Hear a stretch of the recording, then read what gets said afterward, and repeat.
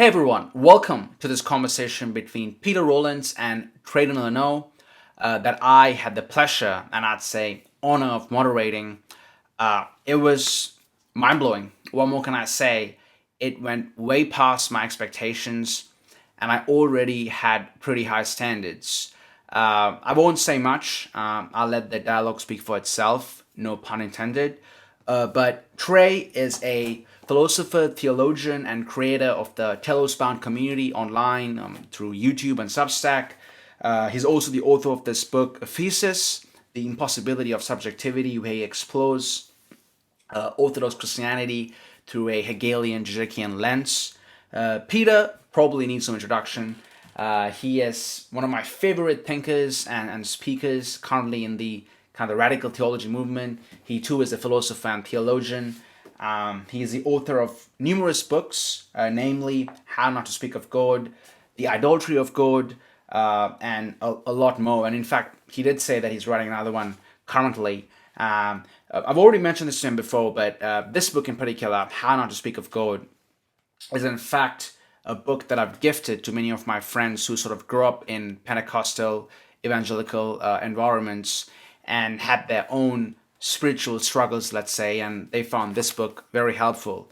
But more importantly, you probably noticed in the conversation, in a couple of places, Peter and Trey bring up this idea of the death of God. What does that mean? And in one way, if you could say that Orthodox Christianity, which sort of is a worldview that Trey comes from, it really is communion over God.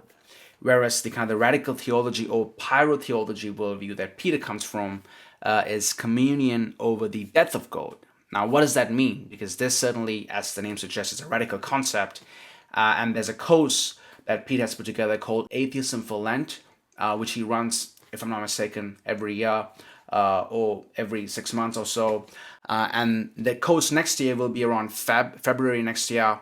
All the details are on his website to really understand and kind of live with this idea of what it means to live in a society and a reality after God has died, which is, I believe, is a conspicuous archetype in Christianity. And to really understand what this means, I think we need to sit with this idea and kind of even meditate and ponder on it, which I believe is what Peter does in that course as he kind of guides us. So yeah, if you do find the ideas that Peter discusses interesting, and perhaps more importantly, if you find that they speak to you in a deep, profound sense, do consider checking out his course, Atheism for Lent. I'll leave all the details in the description down below. Saying all that, without further ado, here's Peter Rollins and Treydon Lunot in conversation. Trey, as you suggested, probably we could start off with a 10-minute introduction to your views, more as to what your stances are. Sure. Then from there onwards, we'll get going. But as I did mention in the email correspondences, I'm gonna try my best to just be a fly on the wall because one of my pet peeves with moderators is they jump in too much. So I'm gonna try and let you both converse, and only if really necessary, I'll jump in. But yeah, probably Craig could get started and just give a 10-minute introduction to your work and your kind of overall overview. Yeah, I'm just trying to figure out where to start. I think I know you're gonna edit this or whatever. I'm probably just gonna start with uh my worldview more than like myself and like my channel and stuff. Sorry, folks, a quick interruption here. Trey, unfortunately, had some technical issues, so Peter and I just started chatting about some of the work he's been doing with Pyrotheology. But if you do want to get straight to that dialogue, you could skip ahead. Yeah, and also I do want to hear from you. So that's very good about you wanting to minimize your moderation, but I mean, you're very much a partner in the conversation. So jump in as much as you feel Oh, you're you too kind, need. Peter. Yeah. Nah, because I feel like I already, well, to be honest, I feel like I could keep having these conversations perhaps because of that lack that we all have forever in some sense. But Yes. given the fact that I already like have conversed with you both individually, this is like what I'm thinking is, okay, what happens if you both get into dialogue and I step in less, but not say that though. I do appreciate it. Yeah. How was the Spark retreat, Peter? Oh yeah, it was loads of fun. It was actually for me, I think my favorite one so far. Because the hotels continue to get nicer and nicer since I booked it 10 years ago to do this. So we've ended up with this beautiful hotel with this spa, and creates a really lovely environment where for a week you're just in this beautiful forest. And I've really found the purpose of Spark this year, which sometimes I wasn't quite sure what it was and what it was for. So it was partly entertainment, partly philosophy, partly retreat. This year it was very much helping people develop a curiosity with their unconscious and seeing their symptoms and understanding those symptoms and connecting that with theological work. And that, so basically it was like, that's what Spark is. Spark is about, you take a week and you kind of listen to yourself and you discover dimensions of yourself. So that was fun. Yeah. Excellent, excellent. Yeah. And then I saw you announce recently that you'll be having is it a part of Pyrotheology for like leaders to integrate the work you're doing? Yeah, I'm really interested in developing that. So yeah, I'm excited to do that next year, and hopefully get like 50 or so kind of leaders in the church and just strategize how and what would be helpful in my work to kind of actually integrate into a congregational setting. Beautiful, beautiful. In fact, I want to connect some of your work to Trey's idea of communal ontology, but we'll get to that later. It's funny, I've been rereading my first book for a course, and Yeah. oh yeah, oh there it is, very good, yeah. And it's very much kind of like Orthodox kind of theism in many ways. So and I'm coming to the point where I'm kind of critiquing my early self, and so I think Trey's position might be closer to what I was doing in my Why Not Speak of God book. So I'll be interested in that. Yeah, for sure. So you're kind of like Wittgenstein. There's the early and the latter. Yes, yes, just like Wittgenstein. Yes, indeed, indeed. I was quite shocked actually, because sometimes you rewrite your own history and you remember things differently. And I thought, oh, and I'll reread the book, and then like there's actually a story in the book that I'm putting into a book I'm writing at the moment. I didn't realize I had it in that first book, and it's I think I've told a story to you directly actually about the mystic, the evangelical, and the Yes, fundamentalist. absolutely. And Yeah. yeah, That means so I yeah, and I give the interpretation that I critique in the first book as the interpretation I embrace. So I'm like, oh, this. So it's kind of interesting. My next book, I'm going to refer to Rollins critically, and critique my early interpretation of that parable. excellent. And you're doing this as a part of your course, right, Peter? The kind of like you do a book study with your Patreon, your Patreon. Yeah. So I'm doing that as part of that. I like to kind of do kind of deeper dives, and that's kind of one of the ones I'm doing. It's not recorded or anything, it's just conversation. Although I think I might make a series of videos after it, and kind of make them available.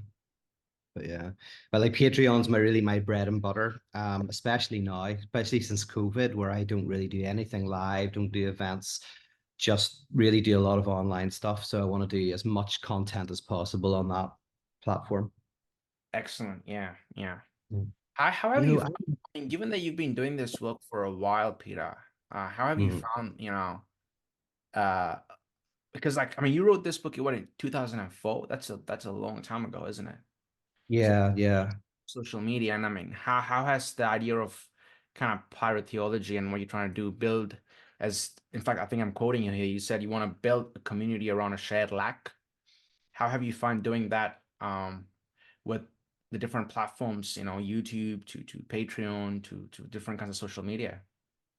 Yeah, I mean, so I've moved from being primarily a writer to a speaker, and I think because the technology changed, and I think in one sense I enjoy that more. So thank God the technology changed to the kind of medium that I prefer. That's why I haven't really written for a long time, although I say I'm writing a book at the moment. So yeah, luckily YouTube arrived and podcasting, and I mean, I was kind of doing public speaking before the technology existed. So I was just doing it unemployed in Belfast to 20 people. And, thank goodness, eventually there was an opportunity to to do it on a wider basis. And then people like, yourself, Trey, who grew up with this technology, you have a channel, you have graphics, you have like, it's intuitive to you in a way. I kind of, as an older guy, had to kind of, it's not as intuitive to me. So yeah, I don't know what the next step will be, but having a YouTube channel and doing regular content, I think does appeal to me in some way. So I'll get advice off you at some point. All right. I'll mute myself. Trey, go ahead, my friend.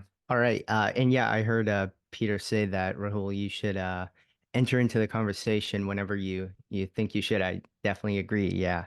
Um, uh, but yeah, okay. I will do my introduction now. I don't know if how long it's going to be. Might just be 5 minutes or whatever, but yeah.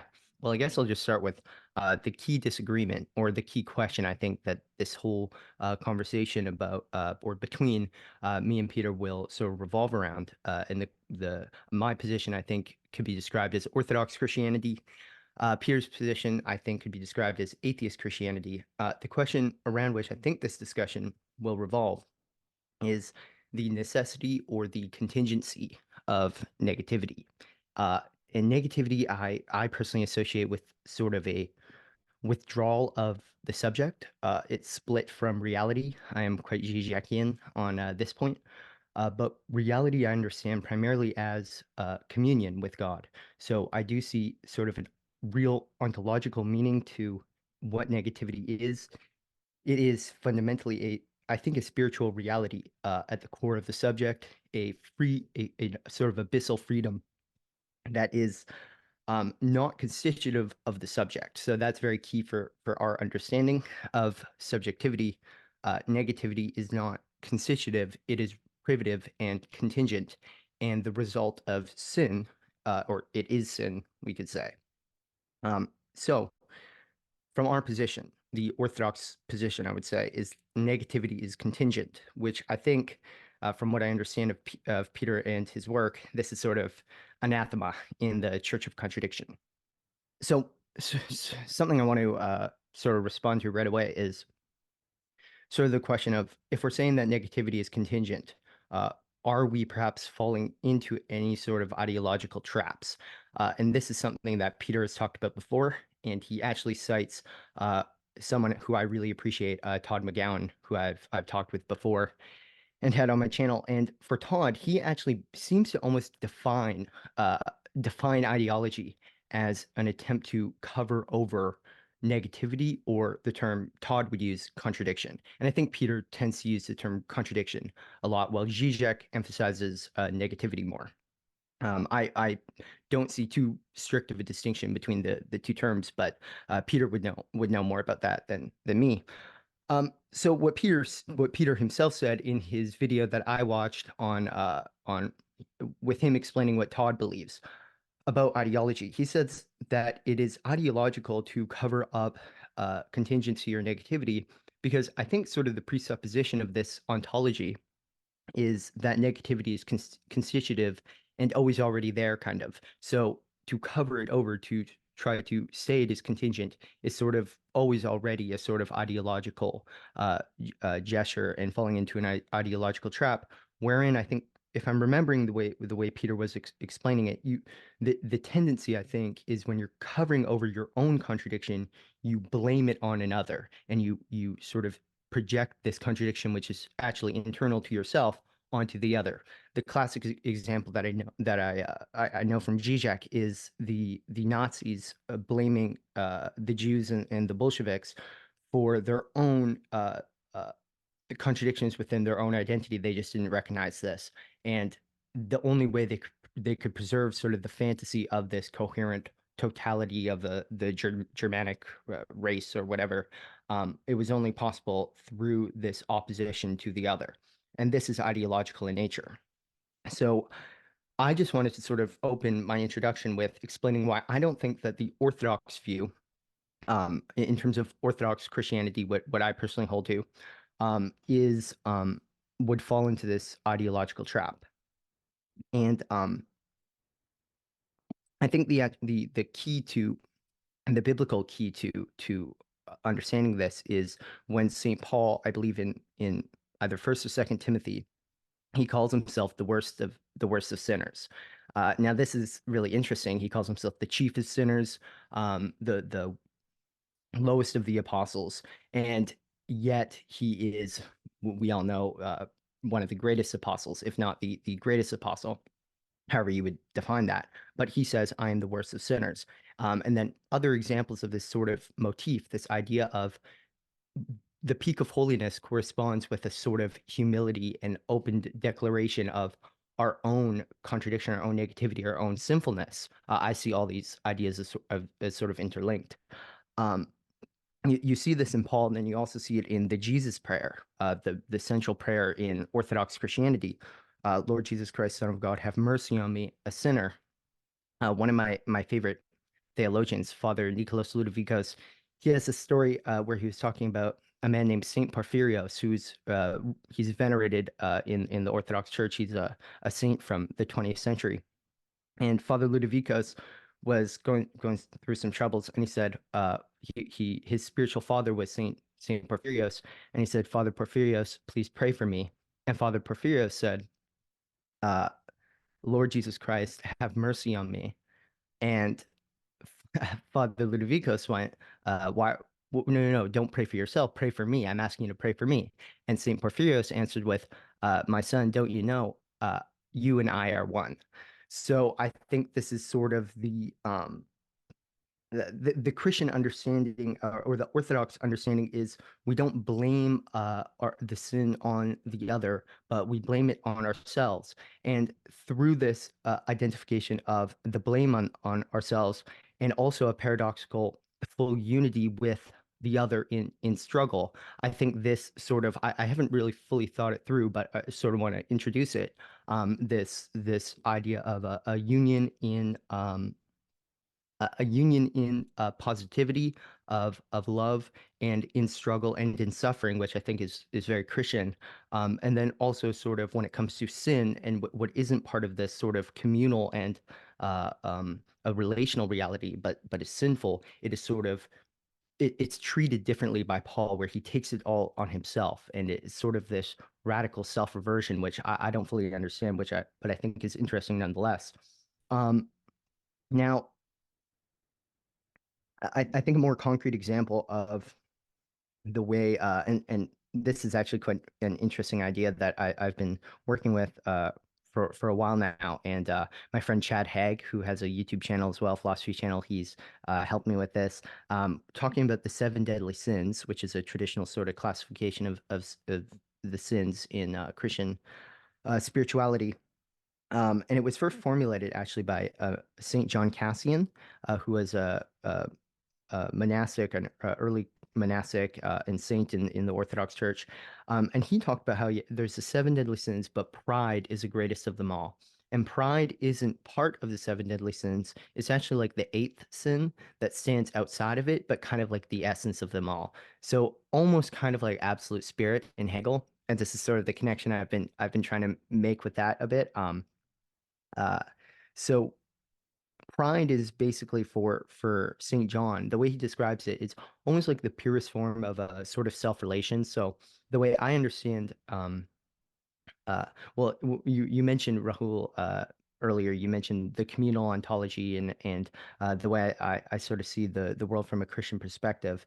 I see sin as fundamentally an attempt at self-relation, and all true being and all anything creative and truly productive is fundamentally communal or relational, a movement towards the other, and only this movement towards the other is truly productive. But pride is the purest attempt, I think, the purest form that a creature can get to revert to rebelling against its nature, which is intrinsically relational, intrinsically communal, and trying to become self-relational.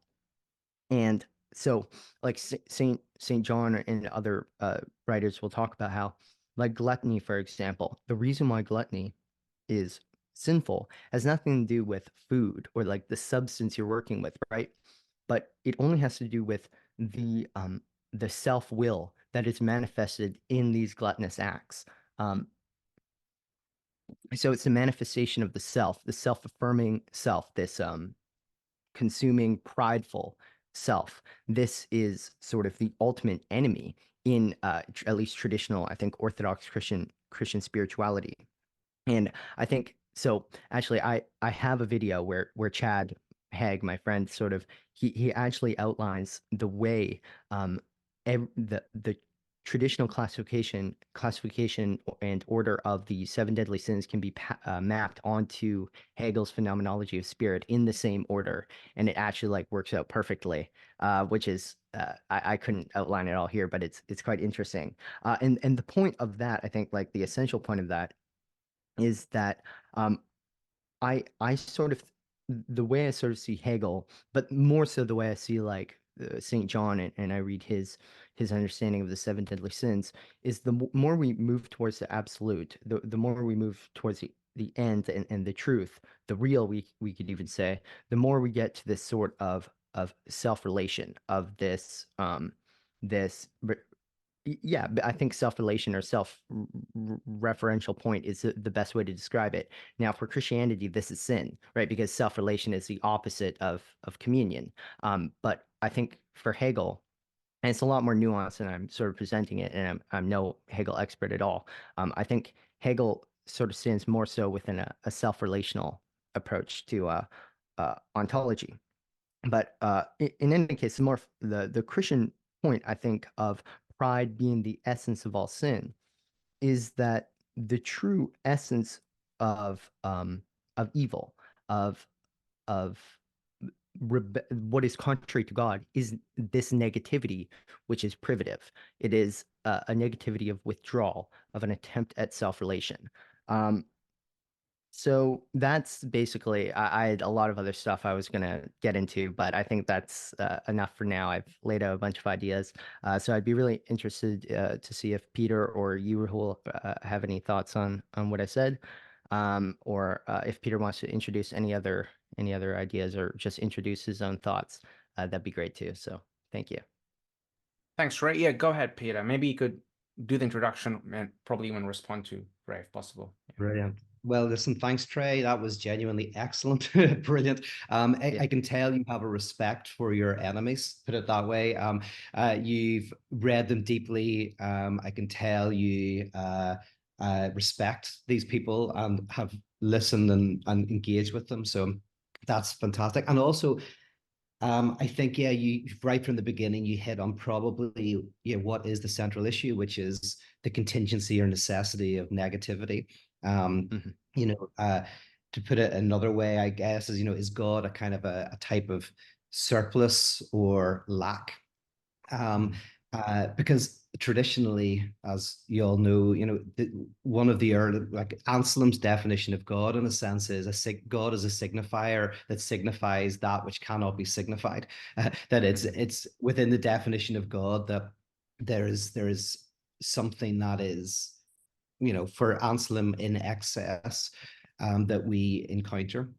So all of this, that was like, again, one of the problems with discussions is sometimes you don't get to the heart of what the difference and the issue is. And as I say, I think you presented that brilliantly.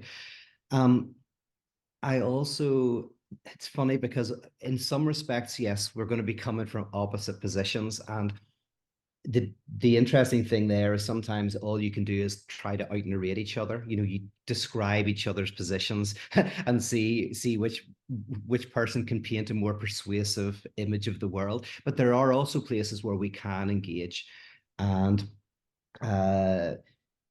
where there's some similarities. I also like your systematization. I can tell that you want to connect.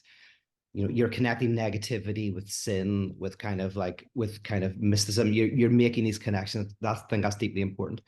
We have quite a similar view in some respects of negativity as sin.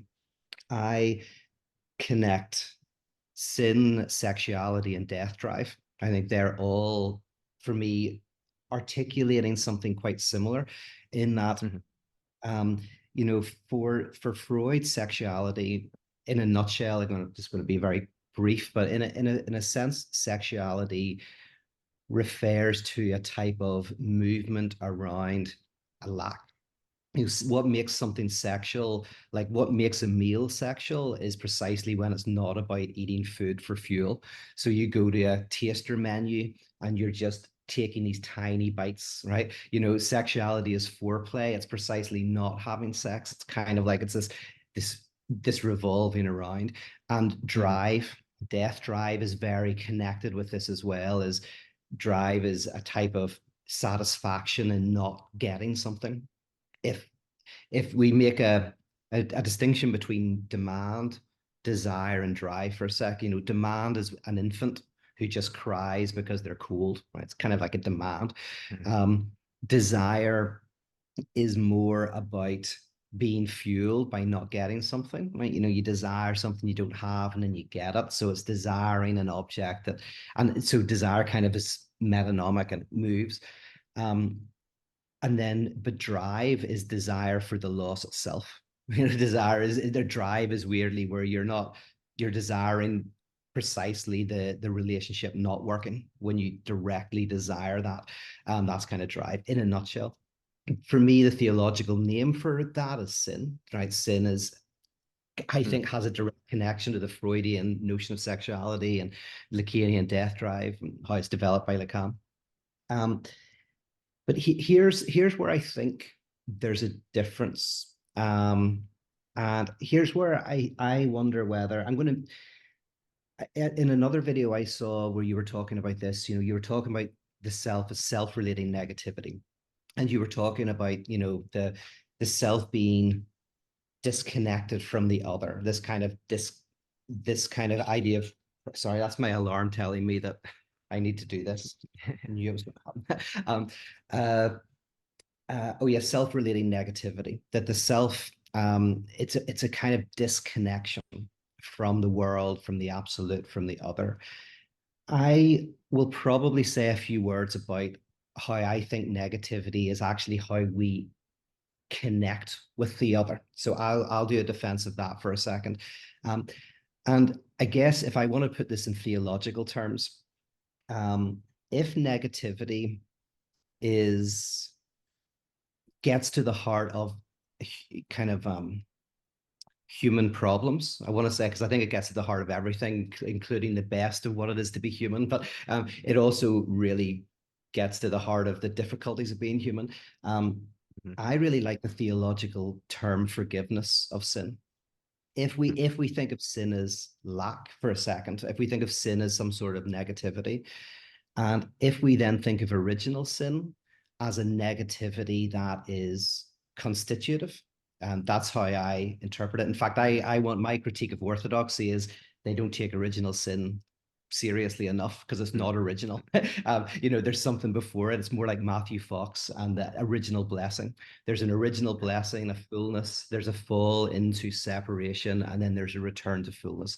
I think is often a type of orthodox movement.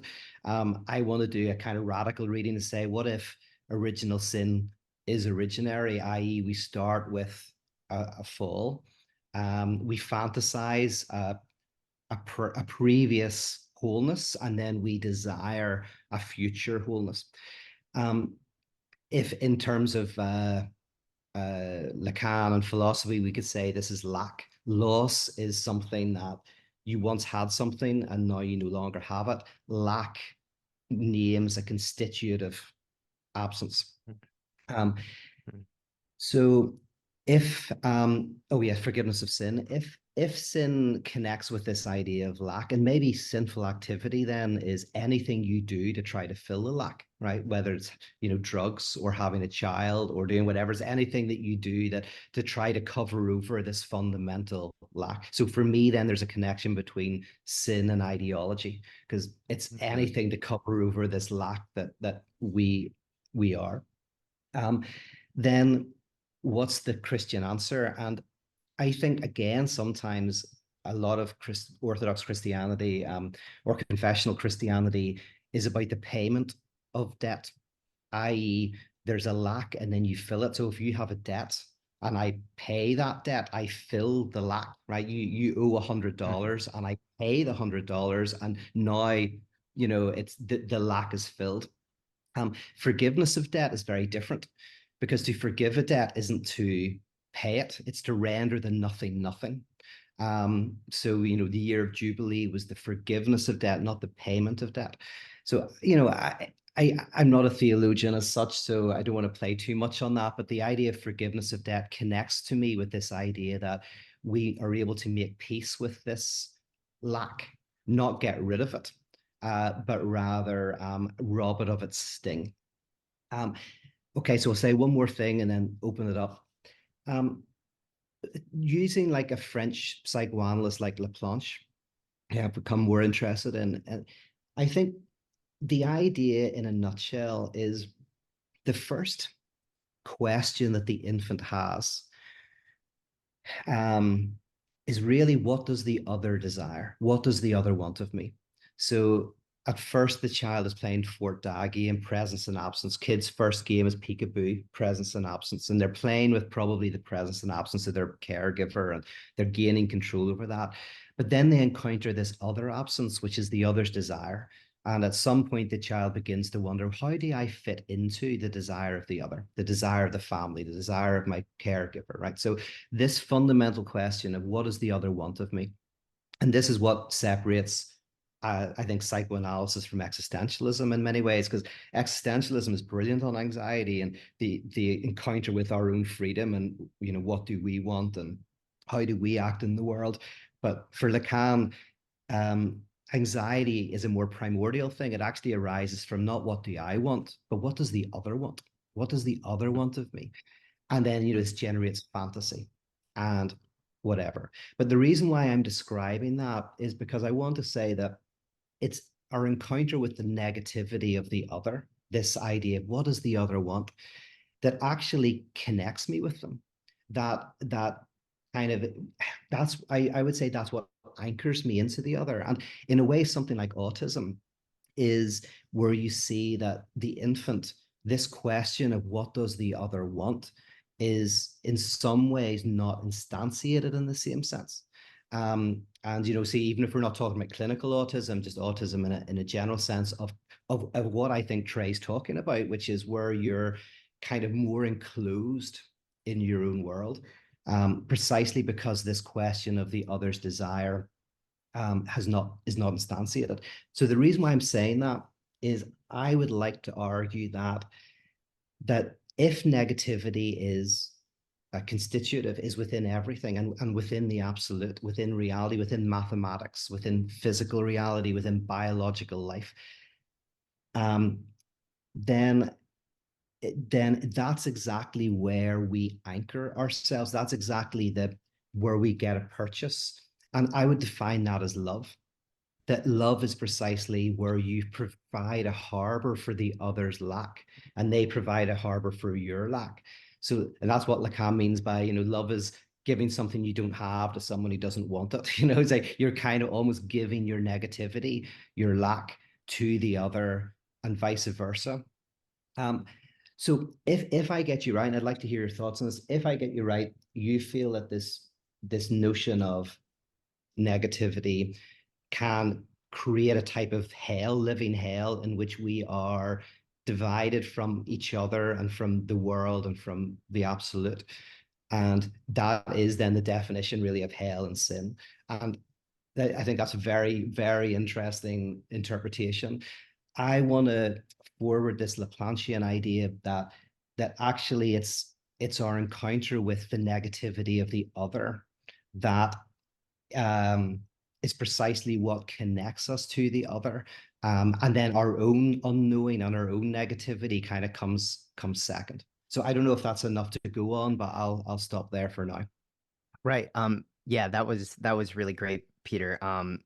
I kind of just want to respond with my own question for you, just to clarify, on the interpretation of Žižek and of these other thinkers, because you were mentioning other people. Admittedly, I haven't read all the people you mentioned, but I've read a lot of Žižek, so I'm kind of really approaching this from a Žižekian perspective.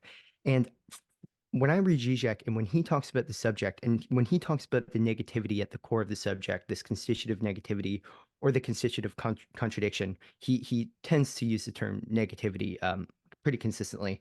For Žižek, he describes it in a way that he uses this sort of very monstrous terminology.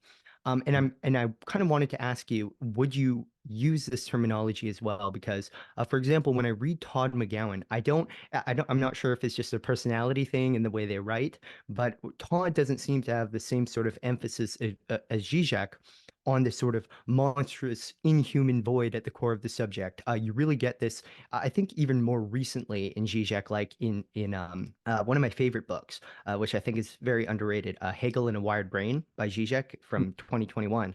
By the way, I just read that recently because I didn't think I would like that book. I thought I'm not interested, and I just read Yeah. it recently. Man, that's a good book. So anyway, yeah. Yeah, it's great because like I was kind of scared Žižek was gonna kind of wander off into uh like a lot of other authors try to get too deep into the actual technological side, but he really stayed on the philosophy side, which I really love when he's just doing that. And like basically the thesis of that book is that if we're understanding the wired brain as however nuances you want to add in, like the core understanding for Žižek is your thoughts sort of enter into a sort of collective hive mind of sorts. Žižek's point is that this constitutive negativity, which you're talking about, Peter, the core of the subject itself, it will remain alienated from even immersion into the singularity, into the collective hive mind. And for Žižek, what all this does is it reveals the split at the core of the subject that is already there and is already constitutive of our symbolic reality. But it, by depriving us basically of symbolic reality through immersion into the hive mind, we basically reveal the real, or however you want to put it. And basically, so my question for you, Peter, is for me, I see Žižek and his description, these much more negative descriptions, like just in terms of like, the inhuman core and I'm trying to think of other terms, like even Hegel's term, night of the world. It's like a very scary description that Hegel gives, and almost hellish. So like, and I think that um, Žižek's sort of his emphasis on almost this hellish dimension, the inhuman dimension, the undead dimension of this core of the real, of what's at the heart, the zero level of subjectivity. I think this, when I started to become Christian, in my mind, the way I was reading, the way I was coming to understand sin and hell and what these are, like hell as even just a moment of consciousness, like what it actually means, like phenomenologically, if we do believe in a God, and what alienation from God would mean. As I started to think about this more, I was reading people like C.S. Lewis and other more strictly theological works as well. And I was coming to see a sort of uh, uh, um, I started to see that Zizek's understanding of the subject and the understanding of sin and hell present in Christian theology sort of overlapped a lot. So I was just wondering, for you, do you have this same emphasis as Zizek on this sort of inhuman aspect to it, and sort of a more primordial alienation, I think. And I think for Zizek, this might lead to less of an emphasis on what you talk about with sort of um, negativity being the basis upon which we actually encounter the other. I think this is less stress in Zizek. And do you agree with me that it's less stress in Zizek, for one? And two, if you do you think it's because you may have a different understanding of what subjectivity is and what the precise meaning of negativity is? Very good. Yeah. It's funny. I was having a conversation recently with somebody and about the kind of the rhetoric that Jesus used. And I was going like, it's an interesting form of speech that I'd never really thought about, is that actually Jesus would often, as recorded, say really extreme things that are impossible and like literally not even difficult Yeah. to achieve, utterly impossible. If your eye causes you to sin, pluck it out. You have two coats and someone's without, give it away. But things give, it just, there's this dialectic form of speech in Jesus that I suddenly went, we don't have enough speakers like that. Like, what would it be like to have a communicator who literally says impossible things? And I was thinking, but Žižek for me is kind of close sometimes to that. And there's a certain dialectic style he has where he'll start off by saying love is monstrous, or whatever, and a very strong kind of like, oh, it's disgusting, it's monstrous, it's whatever, and it kind of grabs you, and then of course you kind of go into the work and you go, oh yeah, it is, it completely destabilizes you, completely wrecks your life, it destroys your freedom and all of this. And he ends with kind of like, what else would we have? So in one sense, yes, I think that there's a rhetorical style or a dialectical style in Žižek's work that is more than a style, and I think you probably agree with that. It's actually one of the things I really was drawn to in Žižek's work. Like yourself, I've big fan of Žižek's work, and it was very influential to me. And part of it was this dialectic style that this extreme use of terms, like you, in order to find your life, you have to lose it. You have to die to live. Like, that's a very extreme. We've just heard it so many times. It's not, but it is. And there's something about that dialectic that is more than style that I think captures the heart of this kind of idea of the coincidence of opposites.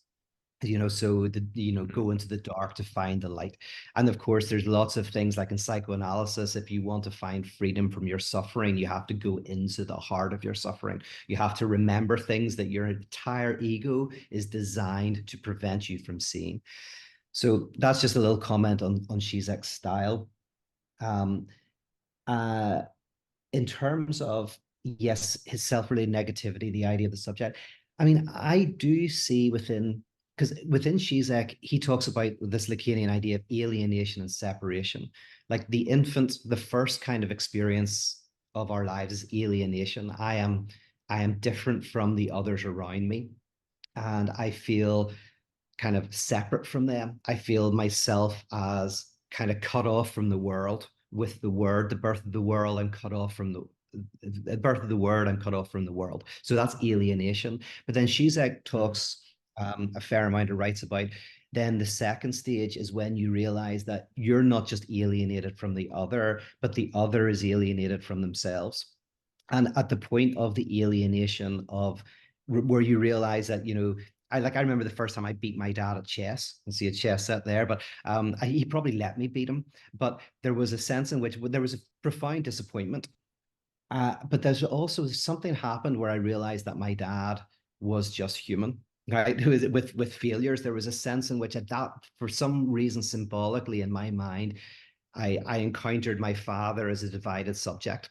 And the idea here is that alienation is where you feel yourself apart from the other, and then separation is when you see that the other is separated from themselves, and then that's exactly where you unify with the other because you're both divided subjects. And I think I started reading Žižek with his religious works. So I really started with Žižek with his Puppet and the Dwarf and Unbelief, and there was another one as well. And he really made a big deal of the cry of Christ, my God, why have you forsaken me? And he says in those books, and he's come back to it, that in all religions, there's separation from the other. All religions have it. In the East, it's often an illusion. We're separated from reality by an illusion that has to be dissipated. In the West, it's ontological, where the separation is a real thing that has to be overcome. But he says, basically, you find that there is a separation. He says, and Žižek's argument, which really grabbed me, was in Christianity, God is separated from God. So it's the religion, and that's why I call myself a Christian. It's not that I'm just separated from the absolute, but the absolute is separated from itself. And when I embrace Christ, in a way, I am identifying with that wound that is at the heart of everything. I'll stop there. Mhm. Yeah. And come back to me, and we can tease this out more. Sure. See I'd love to hear what you think. Sure.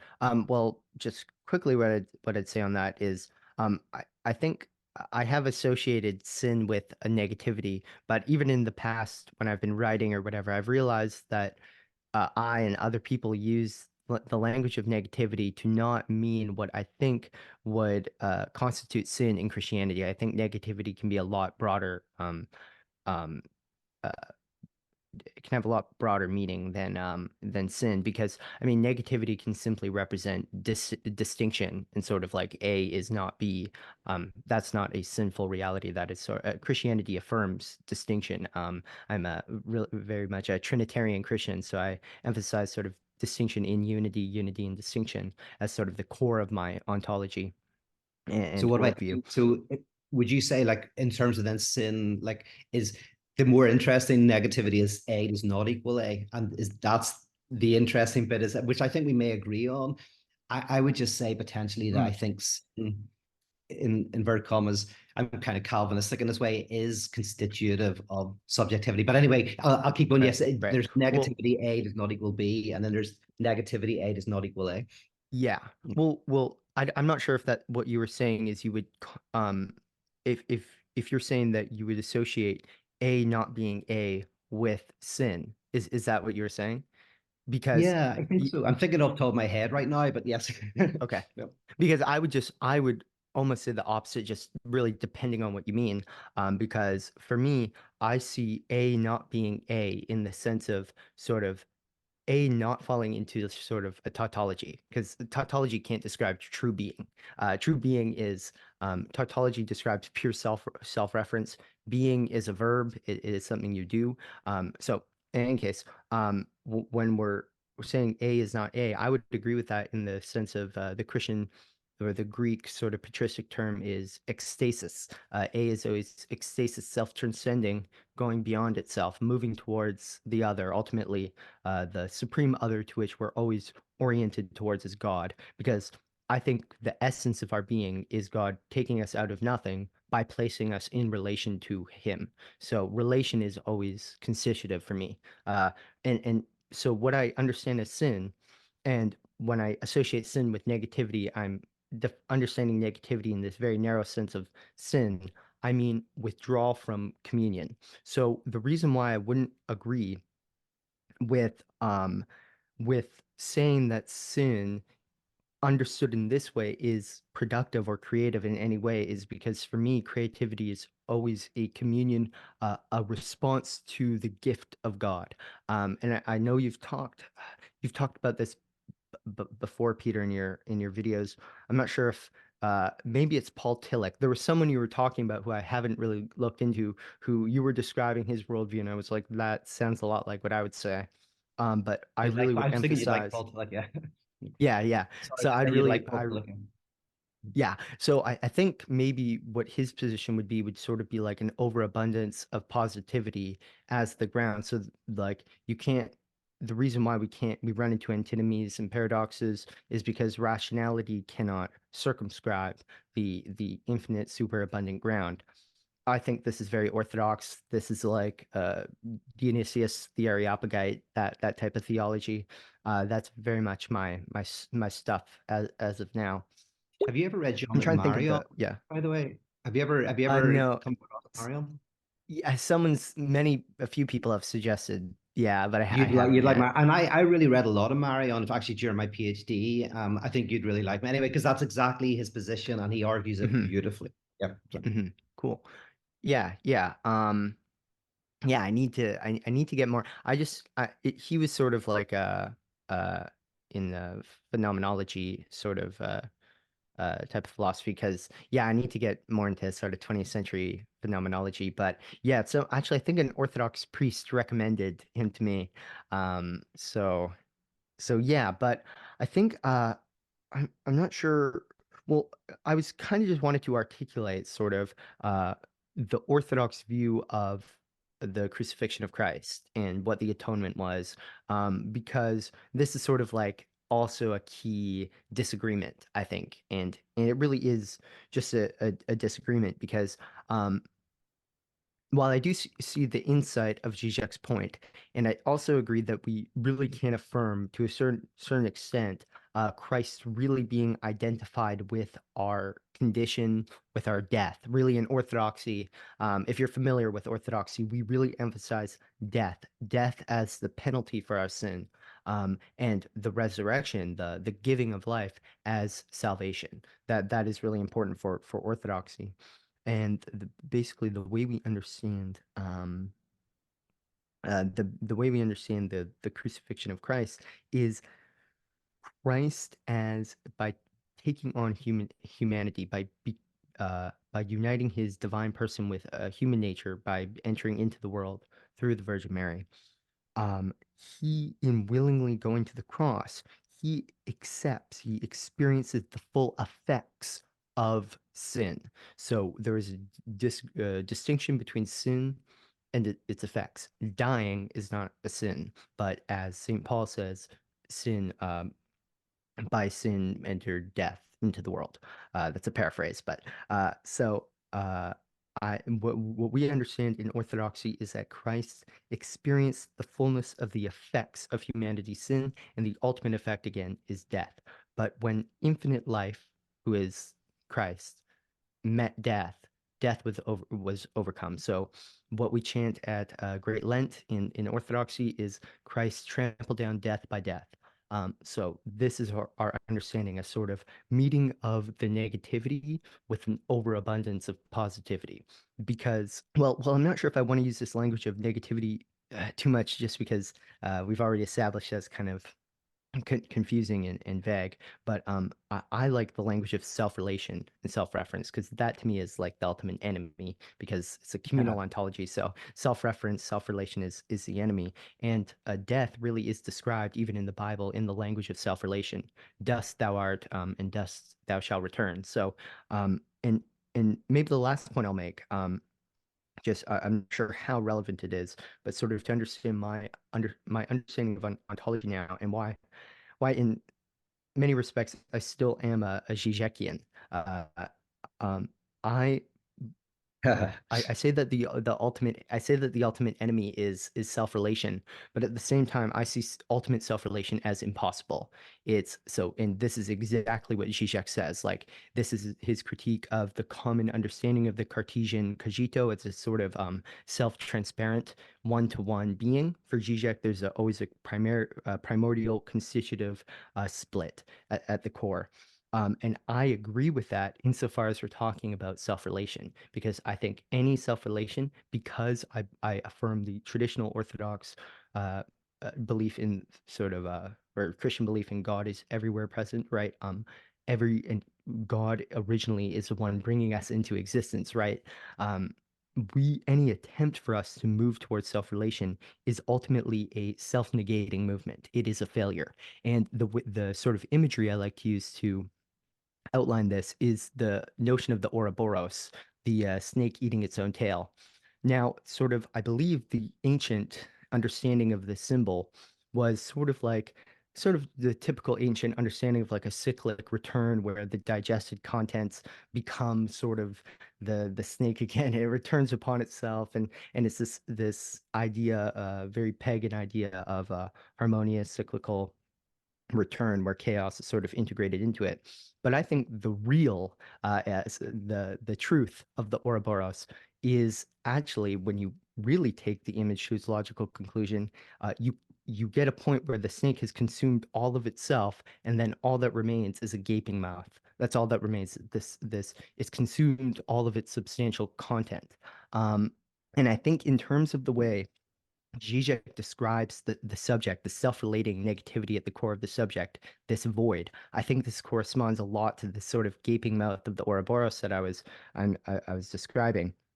Because I think this is the truth of self-relation. Self-relation is a negative movement because true being is participation in God. So the striving towards self-relation to isolation ultimately ends in, it is for one, an impossible movement and a self-negating movement where, and this is why I'm very Žižekian. I think it's a movement more into inhuman. You're moving away, the way the church fathers would say it is the will is separating from its nature. Nature is meant here in the sense of the purpose, the good, and the good is communion with God. So when you are moving away from communion with God, this is my interpretation at least, you're moving away from your purpose and from your good. So that's sort of, I just wanted to introduce that because that's sort of how I read Žižek now. Fundamentally, why I see Žižek is so valuable is because this constitutive impossibility of self-relation that Žižek gets to, this critique of the Cartesian cogito, I think it is so significant, and I fundamentally agree with it, because for me, any image of self-relation, of any harmonious nature, and even in a sense, if you want to understand it as a harmonious totality, prior to subjectivity, to the absolute singularity of subjectivity, I reject that.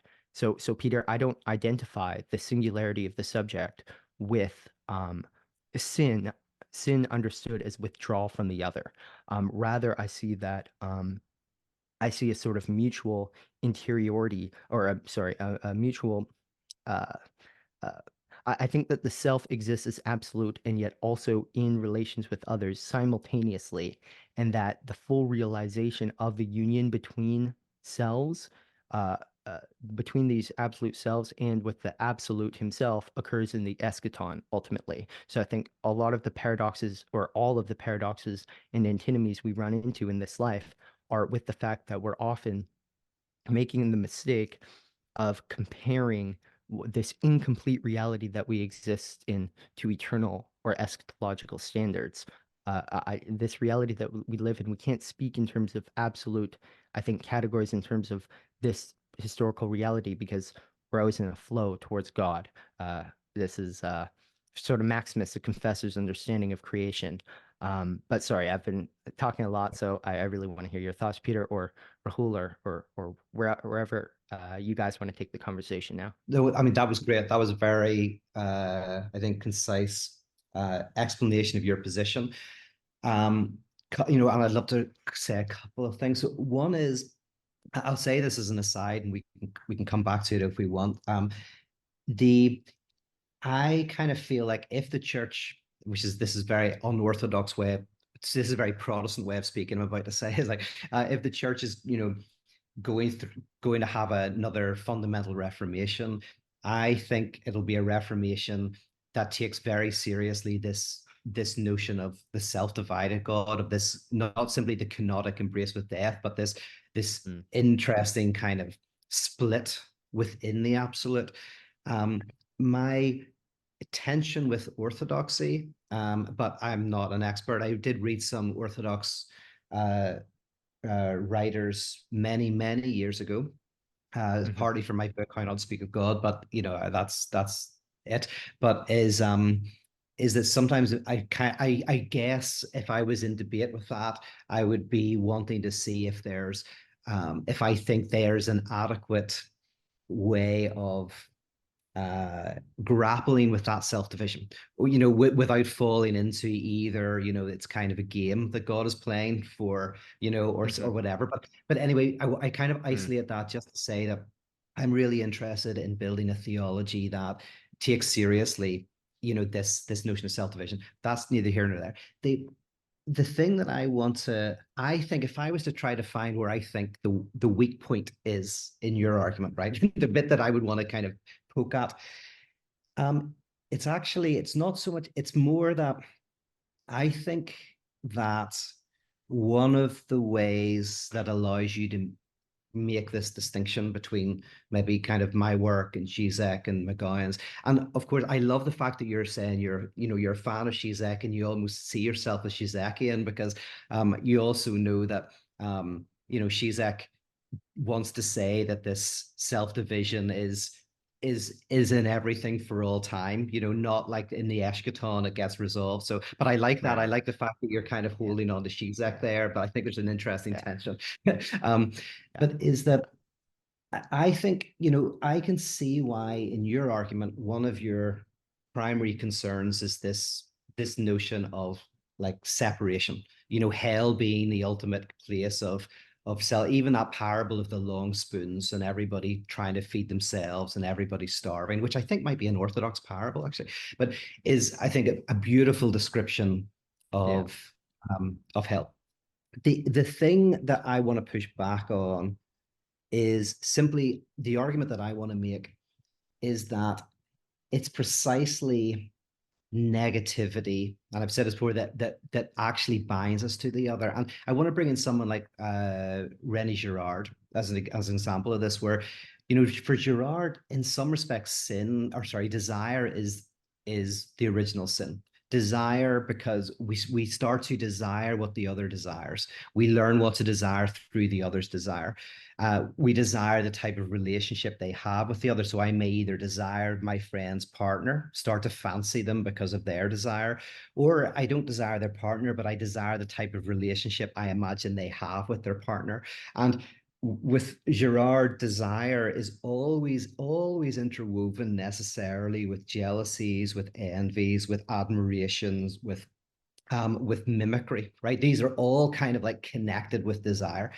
And you can't have desire without jealousies and envies, rivalries, the kind of admiration and mirroring that comes from it. But what's interesting from that kind of position is what connects me to the other is the other's desire. And a joint attention with an infant is an infant will start to look at where the parent is looking, and they'll start to desire what the parent's gaze alights upon, right? So there's a point when the infant begins to look not at the parent's eyes, but at where the eyes are going. And yes, it takes an interest in that.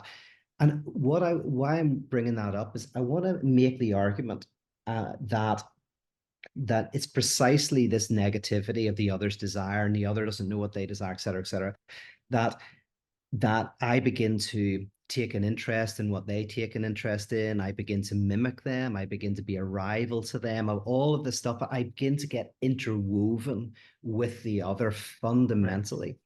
Right. And then for me, forgiveness of sin, or what the answer is not to get rid of that. It's to, I say, you use that term, rob it of its sting, but where I realize that the other doesn't know what they desire either.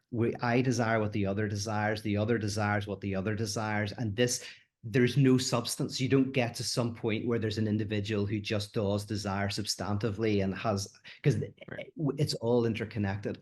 And then I guess just to put it into Christology, I would say that I would say this is like, to love the other is to love God. So I very much want to take that radical position that you can't love God. You can only love, but in loving, that is loving God. So, you almost could say in the Bible, to simplify, there's love God, and there's love your God and love your neighbor. And then in some of the letters, there's just love your neighbor and you are loving God. It almost goes to this point where to love, for me, to love is to embrace the other's negativity, that dimension of the other, and be open to that dimension of the other in all of its horror, in all of its difficulty. Because for me, like, we want to protect ourselves from the otherness of the other. That's basically the opposite of love. We all want to surround ourselves with people who are the same. We don't, even people who are familiar to us, we don't want to encounter that dimension of them, which is strange, which is monstrous, which is other. But somehow to love your neighbor is to make space for that dimension in the other. And for me, that's for me is not self-relating negativity where we are separated and isolated. It's actually our mode of connection. Anyway, I don't know if, does that make sense? Do you want to tease that out a little bit more? Is it okay, for a bit, Trey? I think this is the key point. Is it okay, Trey? Do you want to make a point first, or no? For sure, no. Go ahead, please. No, I was just gonna say I think this is the key point here, because I was following along both your arguments, and I realized I think we all agree that the biggest problem is self-relating negativity. I mean, that is the problem.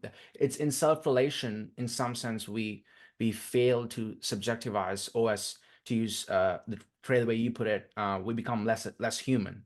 And if I could make a slight sociological point, it seems this is why both Trey, your kind of Orthodox Christianity, and Peter, your radical theology is antithetical to the current prevalent ideology, which is all about self-relation, be it New Age spirituality or more the Pentecostal Protestant, God come and save me. The other is completely kind of ignored. So my question would be, and Trey, maybe you could go first because you were going to make a point. It seems to me that Peter is saying that we can't, okay, so the idea is you both are saying the way to overcome this self-relation is through some form of communion. So perhaps Trey would call it communal ontology, and Peter, that's the work you're doing with Pyrotheology. But it seems to me that for you, Trey, this communion still encompasses communion with God, whereas for you, Peter, God is kind Death of of God. it's more something symbolic in the sense that the communion has to happen through love with the other by seeing their lack, by the other's lack too. And I would then, say the death of God, if you wanted to put it in a summation, it's I think communion is a meal around not God, but the death of God. Yeah. well put. And that's where I feel like we can kind of flesh out the differences as to what does that mean. So what is, if I could put it plainly, what's the difference between communion with God and then what is communion with the death of God? Oh yeah, I'll just jump in because I thought that was very well put, Rahul. And funnily enough, I've often said, but kind of go like, Christians don't believe in God. Well, as in loads of people believe in God. Belief in God is all over the place. But what's kind of unique is they believe in the death of God, right? So I obviously I make a big, and obviously Trey makes a big deal of that because in Orthodoxy, as he pointed out, death and the death of God is central. It's a salvatory act. And I love, Raul, you use the term communion because that's actually a key term for me. I try to avoid the word community. It's very hard to because that's where, but for me, community is a group that is unified around a shared identity, a shared set of beliefs, a shared enemy. So it's very much identitarian in some sense. Whereas for me, a communion is you are joined together by a shared loss. Right. So in communion, it's the death of God. You're literally having a meal around this death of God. So, and for me, death of God is symbolic of this wound at the heart of everything. And I've often used AA as an example, where in AA, you're not unified by your wealth or by your political views or anything like that. You're kind of unified by a shared trauma, which means a shared loss connected to alcoholism. But that unity is a unity, I say, not around a positivity, but around a negativity. And in fact, actually, this is okay. Very quickly, if I think of like conservative positions today, and I use these terms lightly, but conservative positions are often universalist, right? You hear people on the internet, on YouTube, who really advocate for kind of facts don't care about your feelings. There's a very famous example, which is, facts are true of everywhere, not just your feelings, right? And then the critique of that, the identity politics critique of that is, well, all universalities hide privilege. All universalities ultimately, are going to help the Europeans, or if you're wealthy or whatever. So if you say something like, oh, we live in a meritocracy, you go, well, do we really? Because some people seem to benefit more. So the critique of identity politics is always showing that positive universals hide particular privileges. But for me, the next step is to embrace a negative universal, to say, yes, actually, all positive universals generally hide something, but the true universal is we're all already dead. We have all passed through castration. We've all passed through loss. That's what unifies us. And that's kind of what I mean by the communion of the death of God. So I just some comments on that. And yeah, Trey, jump in and even your previous points if you want. Yeah, I'm sorry. I wasn't keeping up with what you said just at the end there, just because I was trying to think through something that Peter said, and then we can get back to what you asked before. But just really quickly, Peter said that to love is to embrace the other's negativity, and I would say that I either agree with that or I don't agree with that, just depending on what we mean by negativity. Now, if by negativity we mean this sort of the singularity of the subject, this sort of this the otherness of the subject, if that's what we mean by negativity here, then I agree, because I think that otherness can be conceived, and it can work well within this conception that we have, that we're working with here, even within a sort of uh, overabundance of positivity understanding. I think that otherness can be an overabundance of positivity, and not at least the way Žižek would describe it, as sort of a void of self-relating negativity. That actually, even for Žižek, the the the void of the other, or the inaccessibility of the other, is secondary to the more fundamental self-division of the subject, the impossibility of the self coincidence of the subject. So you said that to love is to embrace the other's negativity. And I agree with that, if again, if we mean by the whole person, but not in the sense of embracing or affirming the other's sins. Not, of course, that we don't that we're judgmental, and that we don't understand and sort of condescend to people's weakness. And this, for Christianity, this is based on the universal confession of sin. And I was actually going to mention this.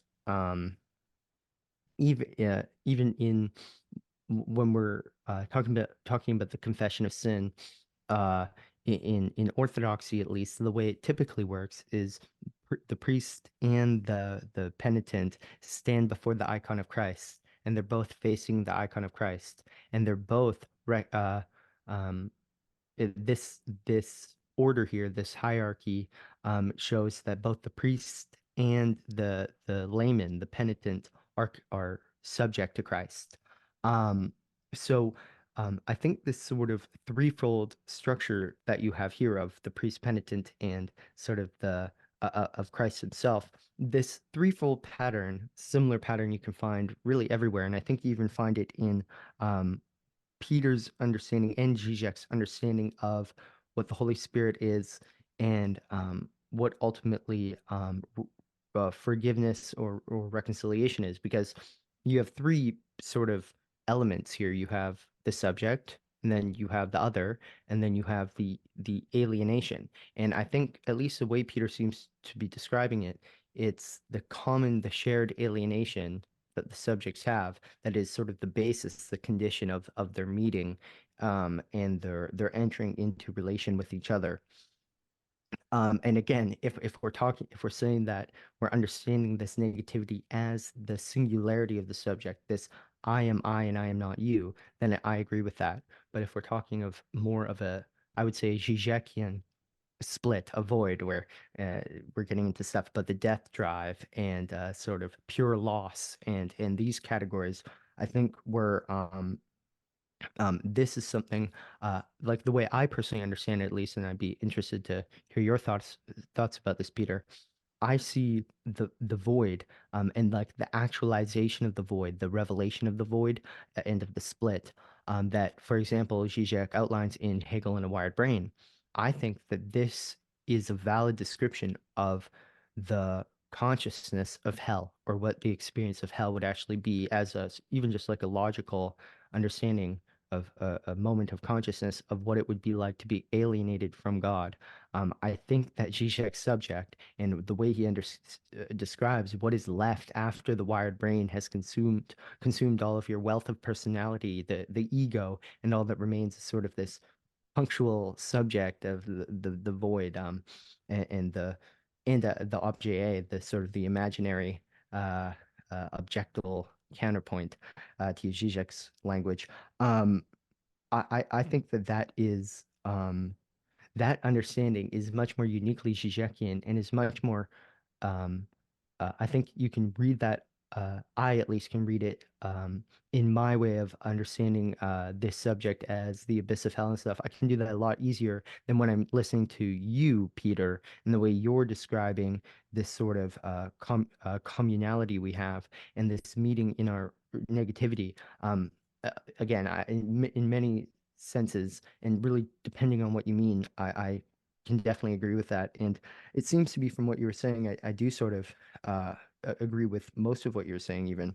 Um, like even in Christian, like in Orthodoxy at least, there's an understanding of, even in the liturgy, there's sort of a common confession of sin. So even in traditional Orthodox Christianity, there's a recognition that I think Peter thinks is essential, of a common, that the community needs to be based, at least in some part, on a common recognition of a lack of, we are lacking something. But I'm not sure how you would feel about this, Peter, but I think for us, we do have there is a concrete object that does fulfill our lack.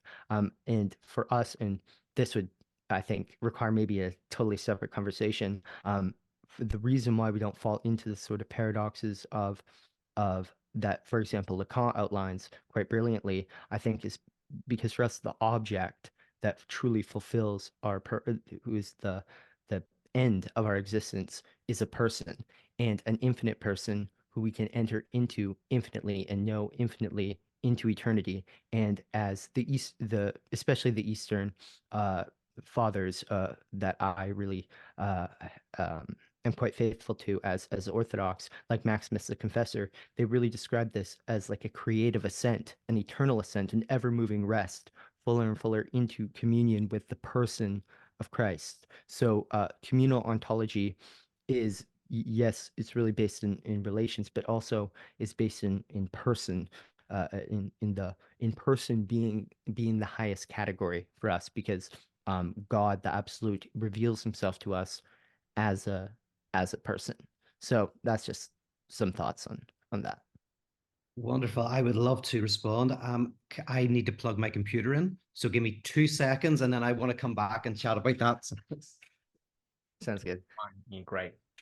In fact, I think you did sort of answer the question I had, Trey, because Peter sort of described what it's like to Oh, be right, in communion with the death of God, whereas I right, was trying to right, understand right, how would that differ from the more Orthodox Christian perspective of being in right, right, with God, with the living God.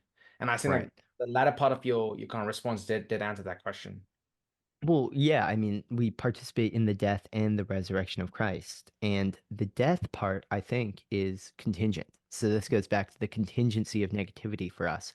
And we believe, by the way, Christ would have become incarnate because the overall purpose, we believe the central narrative arc of Scripture is God's union with us, his making himself present, his tabernacling among us, which he does in the person of Christ. But in order for him to do that in the perfect way he wants to, ultimately in eternity, in the eschaton, there needs to be a redemption from sin. So that's also part of Christ's work. Um, so for us, we through baptism, but also through repentance and through faith, we're truly mystically, spiritually, but truly ontologically participating in the death of Christ. But when we participate in the death of Christ, when we die in Christ, we also receive his merits, to use the traditional sort of legalistic language, which I think has actually is quite valuable and useful. We receive the merits of Christ, and that is our resurrection. We receive our resurrected bodies in the body of Christ. That's why the church is the body of Christ.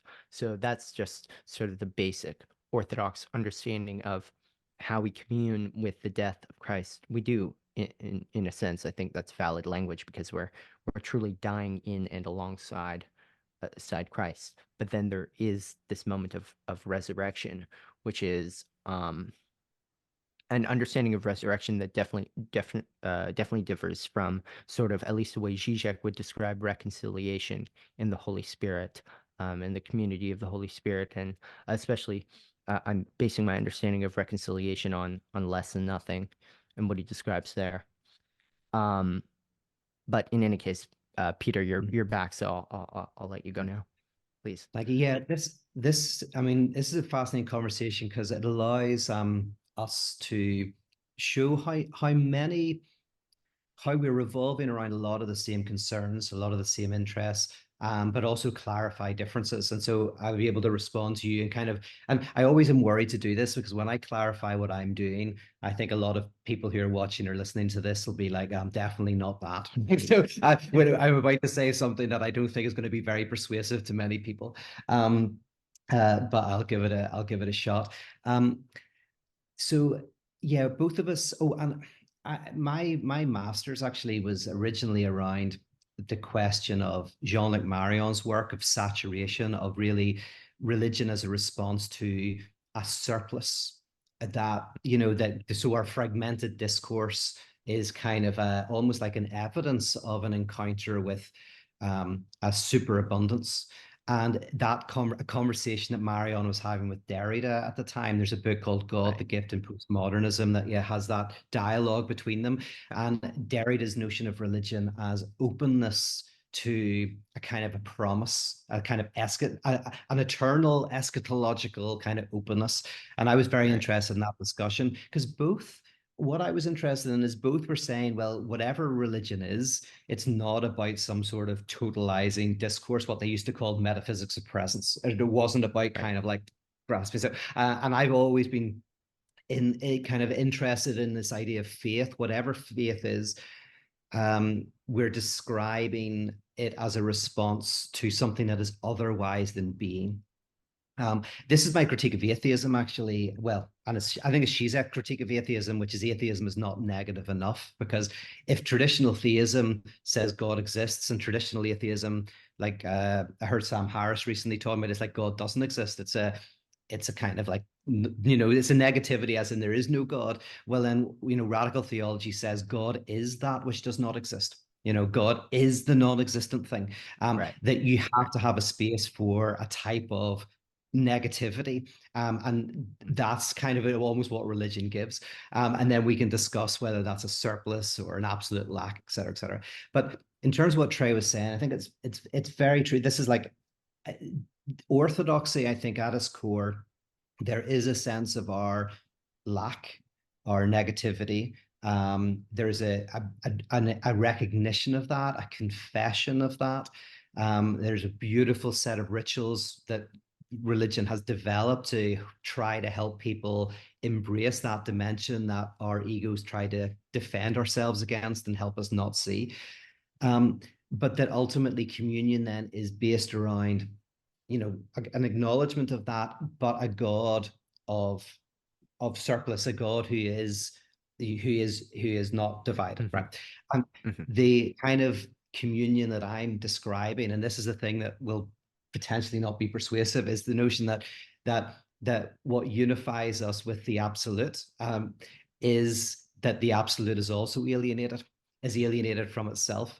And so in one way we overcome our alienation through its embrace. And Todd McGowan talks about this, even says that Marx occasionally was not Hegelian enough by articulating potentially in communism, which Marx did not talk much about. And his mostly obviously a critique of capitalism, but in moments Marx paints a picture of a non-alienated economic reality.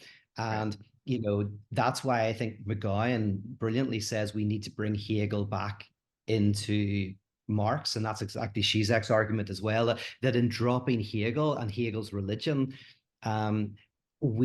the left falls foul of utopian thinking, and basically, for McGowan and Žižek, bringing Hegel back to Marx is a way of saying that alienation is not overcome, alienation is redoubled. And when alienation is redoubled, we are freed from its negative effects. So I'll say one thing is that I think, and see if you agree with this, Trey, that the difference is, and the term that was sometimes used in philosophy is difference. So not far from negativity as well.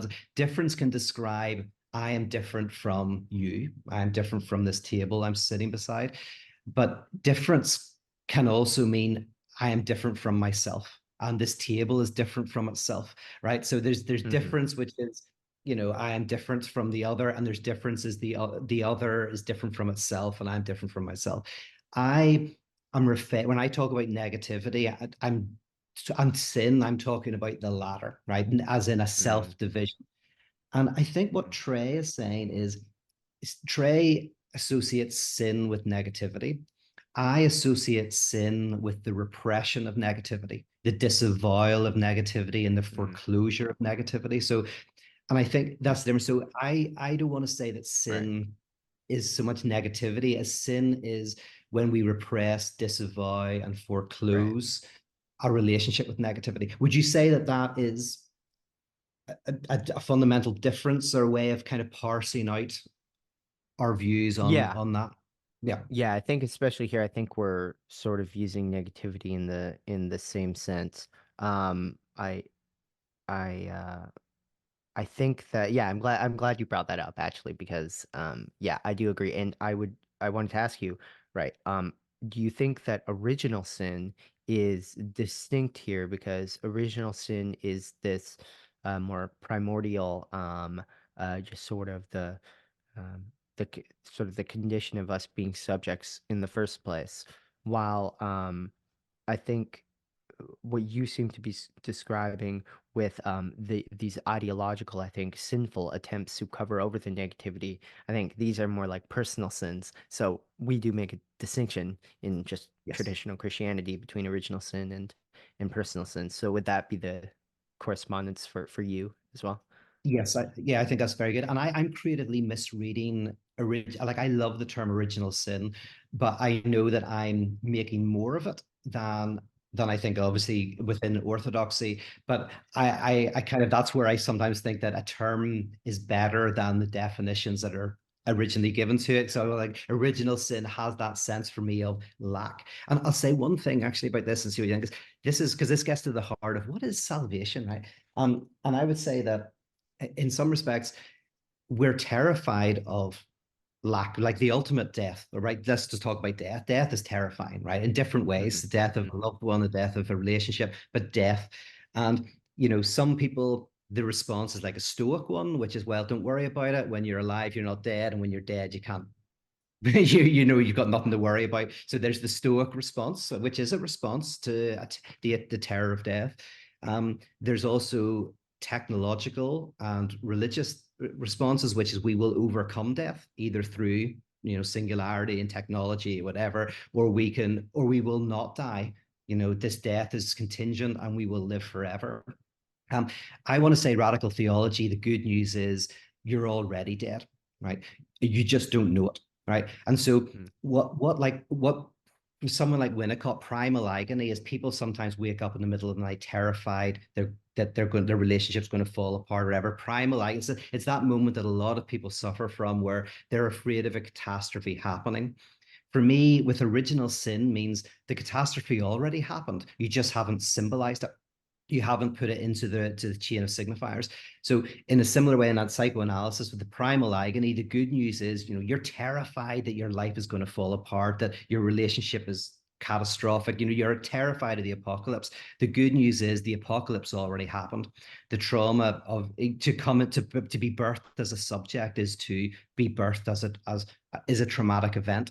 And actually then you can go, okay, it's already happened. I'm already dead. I just have to find a way through art and literature and relationship to find a way to bear the weight and even enjoy that death that we are. So anyway, yeah, so that's the good news for me, is not that we can overcome death, but that we're already dead. Right. Yeah. That was very insightful, Pierre. I would say that I guess if I would I'm trying to articulate like what the Orthodox way of formulating um, um, what you were saying about death. And I think, well, St. Paul says that Christians have died. They have died in Christ. And there's this passage I can't remember where this verse where Paul says, "You have died, therefore die," and he's saying, "You have died in Christ, therefore live out this death." Live out this death in your ascetic works, in your charity, in your humility, and in your love of God. So that is the Pauline understanding, and this is the Orthodox understanding as well. I think, and I think it aligns a lot with what you were saying, Peter. Where like for us, Yeah, thank you for especially that. Those yeah, verses, I didn't think of those, but that kind of a lot. That's a beautiful right. way of I'm going to use those verses. So sorry, keep going. Yeah, yeah. Uh, yeah, they're very significant, I think, and I'm just wondering like how what the distinction would be in terms of how I would want to interpret this. Like again, I would just emphasize that for Paul, he's specifically speaking to the brethren, to the Christians. He is saying, "You have died. You have died to this world. So live out your death." Um, um, Now, at the same time, he will also say that basically the world, non-Christian world, is in a state of death. So he Yeah. also would agree Yeah. with what you were saying, Peter, with there already is the death, and then Christians have a new relation to death, which they A actually can redoubled live death. out. Yeah. Yeah. Yeah, exactly. Yeah. So but of course from my perspective it really is an ontological understanding, a Christological understanding. It's a participation in the living risen Christ, which is uh or in the death and then in the life of Christ. This is the essence of what's being said here. And so for us, we want to not avoid, and I wanted to say this at the beginning of our conversation, and I didn't. I really want to emphasize that even though I would say fundamentally at an ontological level, there is a contingency of negativity. This doesn't mean we want to cover over the negativity. We want to ignore it. We want to push it off onto some other. And this is why I kind of opened with and I realize now I didn't explain it the best at the time. This is why I opened with um, Paul, who calls himself the chief of sinners, and the Jesus prayer, where over and over again you pray, Lord, have mercy on me, a sinner. A constant repetition and reminder of your own sinfulness. This is quite important for my understanding as well. So in any case, that's basically I think all I had to say on that. But I'm quite surprised actually because I think Peter and I agree on a lot more than I thought we were going to. Specifically because, and I keep bringing this up again, but it's just very interesting for me. I do think there is at least a distinction in emphasis between what Peter's saying and Žižek, and it's a distinction in emphasis I've already noticed before between Todd McGowan and Žižek, where Žižek sort of has more of an emphasis on the inhuman aspect. Like one of and I think there are actual consequences in the philosophy itself, where Žižek has, I think he'd be much more cautious compared to Peter when it comes to the affirmation of the ability to know the other, to meet the other, even in a sort of uh, um, a mutual recognition of negativity or alienation. Because for Zizek, the most fundamental fact or like limitation of the subject, aside from its own self-division, is its division from the other, and a barrier that cannot be crossed for Zizek. And he has said this before. Um, like in one of my favorite quotes that I quote all the time in one of his lectures. I think it's called Negativity in Hegel and Freud. He says, the most radically new thing is not to discover an alien, but to say, fuck it, another self-consciousness. So just have this moment where you're like, oh, fuck it, there's another subject, another equally singular being out there. This for Zizek is impossible. He says in that speech, for him, it's impossible.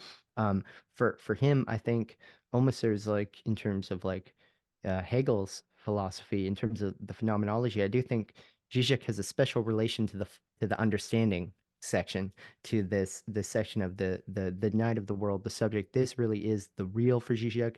This is where sort of everything stops. This is where the and really any sort of movement from there for Zizek is really just reconciliation with the real, with this fundamental void, this antagonism.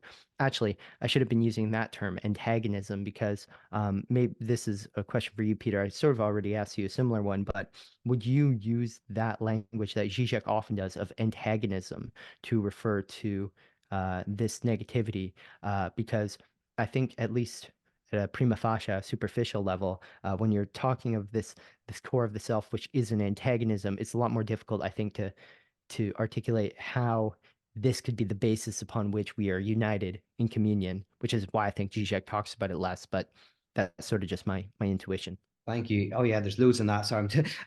Yeah, and I want to come back to what was the oh yes, I want to well, so I'll say a couple of things about Žižek and then come back to the kind of a question I have for you. I hear what you're saying about Žižek. However, like for me, I would argue that for Žižek fundamentally, that this negativity is one that is primarily an encounter with the other's negativity. And in fact, like in the sense of anxiety for Lacanian, and Žižek's through and through Lacanian, is anxiety is precisely an encounter with the other's lack. And it's kind of like and fantasy is a response to the other's lack. I think if there's a strength in Žižek and kind of not saying that, we're kind of, you can never get hold of the real, you can never get hold of negativity. It's more so, yes, so that we never reduce it to the same. We never kind of, but I do very much see in Žižek that traditional notion of separation, which is redoubled alienation, but it is clearer in McGowan maybe, and it's much clearer in Richard Boothby in his book, The Embracing the Void. It's that's central to him, and that's a great book, absolutely great book. But that's just an aside. I kind of, and one of the things you mentioned, I guess one of the things I really like about orthodoxy and what I really like about Christian mysticism is precisely it's keeping open a radical unknowing doubt and ambiguity, a radical keeping open this sense of a wound within us, a wound within the other. Like it keeps that open, doesn't close it off. So for someone like Jean-Luc Marion, he calls it denomination. So denomination is the denaming, that we always have to dename, that Orthodox Christianity and Catholicism is you name, you nominate, and then you dename. And denomination is a central dimension of theology. It's a theopoetics, and et cetera, et cetera. So where's my critique? And this is simplistic. So Trey, you're going to reject this, and and maybe whatever. But to put it as most simple, my main concern with that theology on a pragmatic level, and it doesn't mean it's wrong at this level, but is it is similar, I think, to what Hegel called the unhappy sinner in his in Phenomenology of Spirit, when he kind of outlines how we become self-conscious. And at the end of that chapter, Hegel talks about the unhappy sinner, which is a person who encounters and embraces their division, their dividedness, and that's it. They kind of accept it. They accept it and they embrace it, that in this life, they're always going to have a certain unfulfillment, a certain lack. It's a very Pascalian kind of idea, a Pascal who I very much respect. I love Pensées, but you kind of read Pensées and you kind of go like, there is an inherent unknowing and there's an inherent rupture or whatever. What I think radical theology offers is good news. With the good news of orthodoxy, I say this is at its most simple, is in the next life, there will be this unification and this unity, and maybe you get moments of it in this life. I don't know, like there's ways of maybe describing echoes of that. C.S. Lewis, who you mentioned, a good Northern Irish guy, I lived where he grew up, actually 2 minutes from his house. He talks about joy as a type of echo of this this beauty, this plentitude. But for me, the good news of radical theology is if self-division is within everything, then you're no longer depressed. So if I describe a depressed person as, I'm depressed partly because I think I could have had a better life. I could have gone out with that person and it would have been wonderful, right? And so I'm depressed because I have this fantasy of something that would have been so much better. And I think it was in Hegel and the Wired Brain, actually, where Žižek talks about possible worlds. I thought this was a really interesting and, analytic philosophy. Possible worlds, or worlds that are, not actual, but I mean, the actual world is a possible world as well, but there's an infinite variety of possible worlds that in one sense we can even come to terms with our brokenness in this actual world, but we still are haunted by a possible world in which we could have been happy. And what radical theology does is it says not only are you not happy in the actual world, you couldn't be happy in any possible world either, right? So it turns up depression. It kind of turns it up and says there's a trauma and a brokenness in every possible world as well as the actual world. You might have been happier with that person, but it still would have had its problems and its difficulties. Now, the reason why I'm saying this is I want to argue that weirdly, it's that insight, that self-division is within everything that moves you from the unhappy sinner, which is, I am broken, I don't have the answer, I don't know, but one day I will. I see through a glass darkly, one day I will see, to the point that, oh yes, if you break through the glass, you see that the other side is divided as well. That's the insight, and that in a way, and then you realize that, oh, all joy, all happiness is actually based on sacrifice and not having and frustration. You can't have one without the other. That the very things, the frustrations, the unknowing, all of the negativity, if you got rid of the negativity, you'd get rid of the positivity as well. That they're really intertwined. And that's the liturgy of pyrotheology. The liturgy of pyrotheology is in a way saying that whatever the other side is divided as well. And I think that frees us from being an unhappy sinner. So I suppose my critique, and as I say, you'll push back on this, but I worry that this approach, this Pascalian approach, makes this life a little bit like a waiting room. Right. Yeah, I see. Yeah, and I'm not I'm not sure if I would even disagree with that fully. I mean, obviously I would definitely emphasize that, I mean, the kingdom of God is here right now, among us. Eternity is present in time. I mean, we say in the person of Christ himself, eternity walked in time. Um, the word became flesh. Like, we do believe in this sort of, and we really do affirm, in all its ontological weight, the paradox and the event of Christ and what Christ is. Um, um, so for us, um, so can you say again, Peter, your concern is basically that, well, maybe you could say, can you just repeat your concern again? Yeah, in a nutshell, it's that this approach can be world denying. And Right, actually, I quite like that term, world denying. We probably right. like it in some respects, but I'm going Yeah, to use it in a negative sense of yeah. like that in a way, yes, there's a certain kind of like unhappiness that is just inherent Right. to the present existence, and we're kind of start to just wait for the next life. Right, right.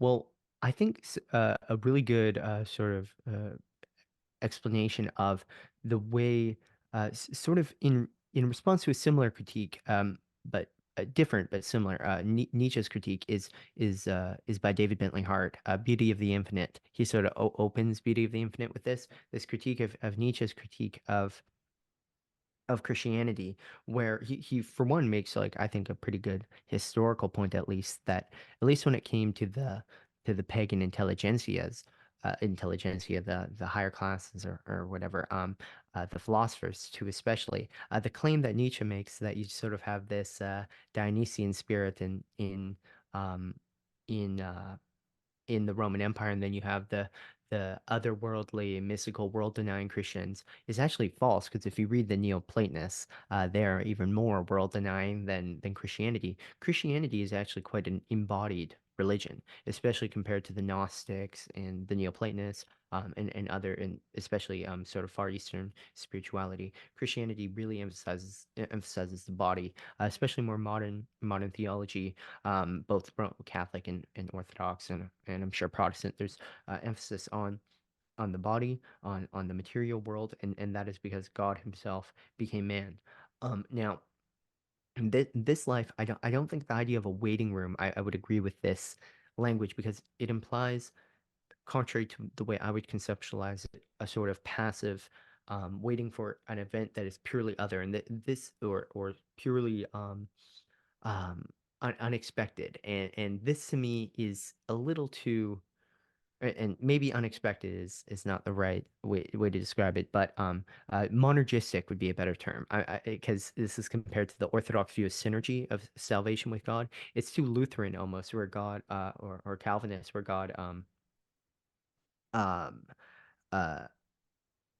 sort of just he is the one who saves us, and we're just purely passive in this respect. He's the one who justifies us, not based on the merits of Christ, which remain alien or external to us. It's not a true transformation of us into the likeness of Christ. That's how we understand salvation and justification. There is no split for us between justification and salvation. They're two sides of the same process of being transformed into the likeness of Christ.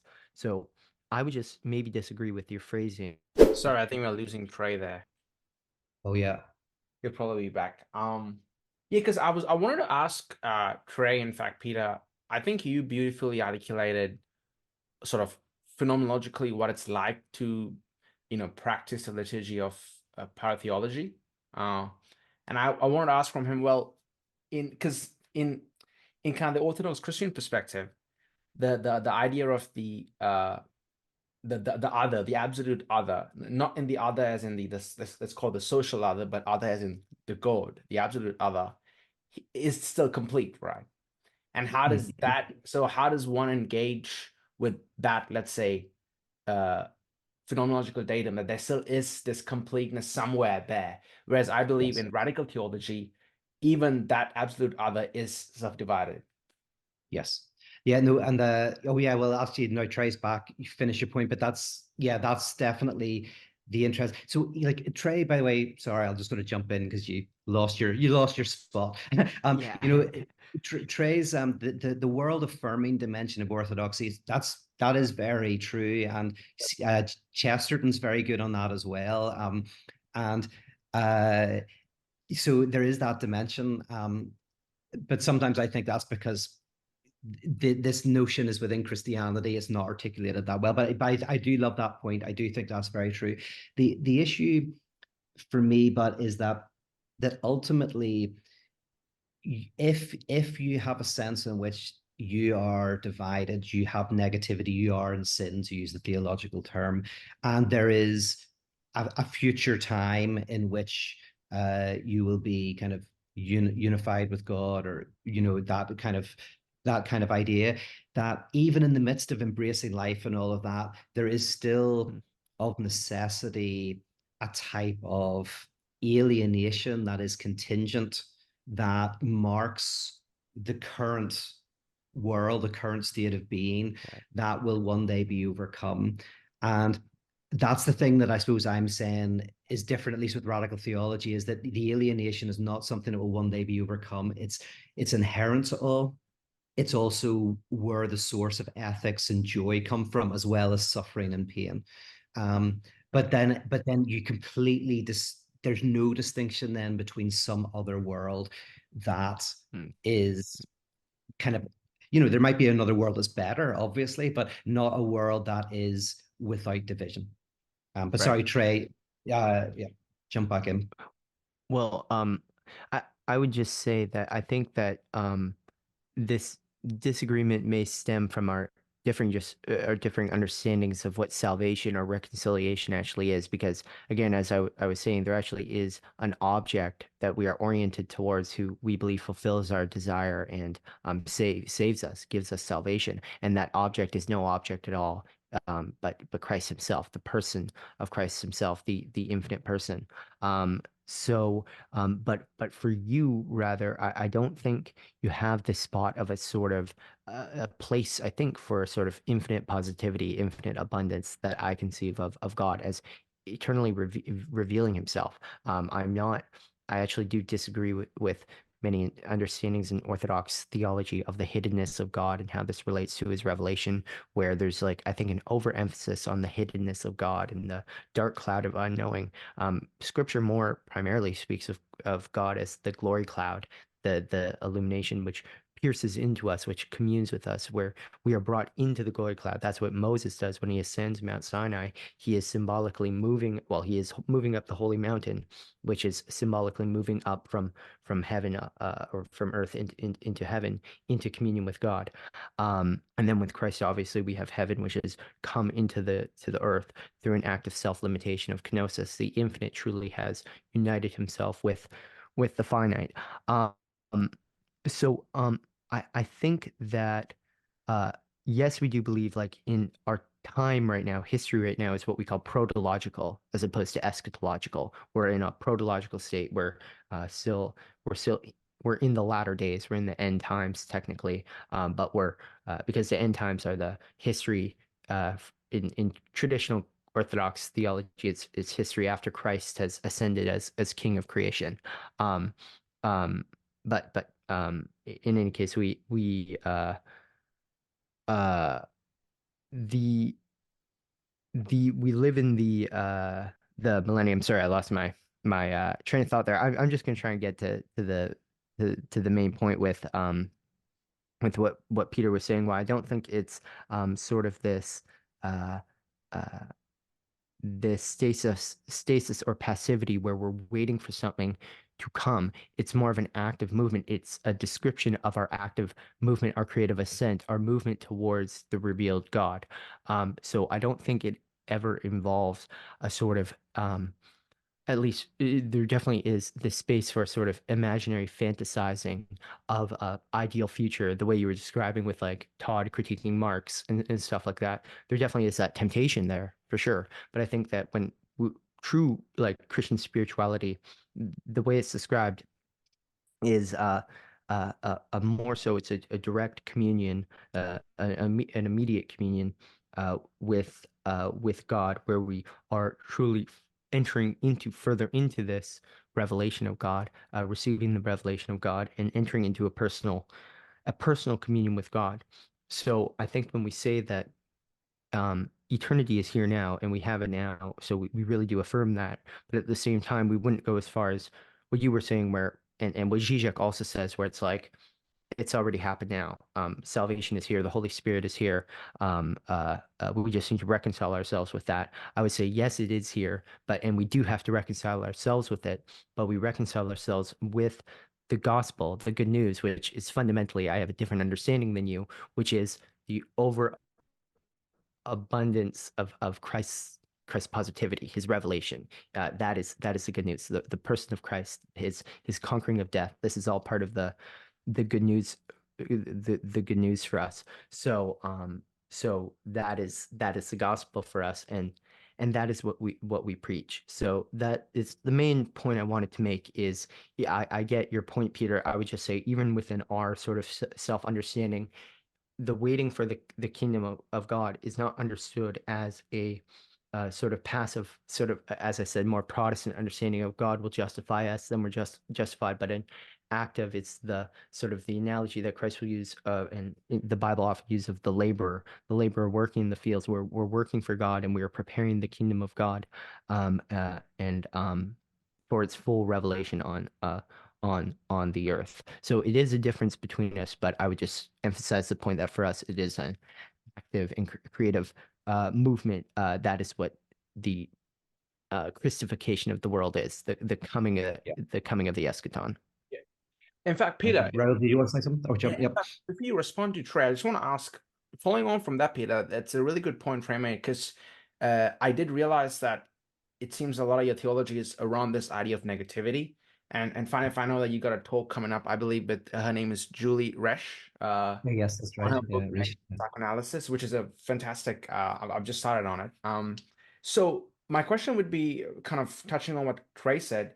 Yeah, where in pyrotheology, or let's say radical theology, is there a place for this kind of positivity? Mhm.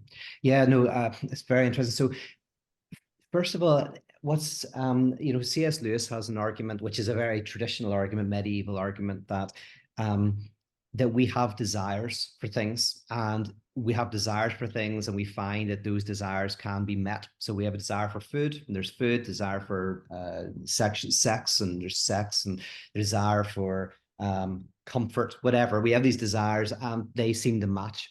And one of the arguments is, well, we also have this desire for eternity. We have a desire, and there's an idea, it's not a knockdown argument, but it's this idea that we have this desire that we find it within ourselves, and this could point towards that there is a satisfaction of this desire. But interestingly, if we add to that argument, which I find interesting, if we add to that argument that human beings are, one of the defining characters of human beings is that we have desires for things to be fulfilled, but we also have desire for desire, right? We have a desire for desire itself. And let's call that drive for a shorthand. So drive is a type of desire for desire, not a desire for the object that will fulfill it, but for the continuation of desire itself. And then if that's the case, then, and if that's central, then in terms of some forms of, let's say, evangelical Christianity, God is kind of the fulfillment of your desire, which is the destruction of your desire, which is the destruction of drive, which would be the destruction, I think, of subjectivity, of what makes us human.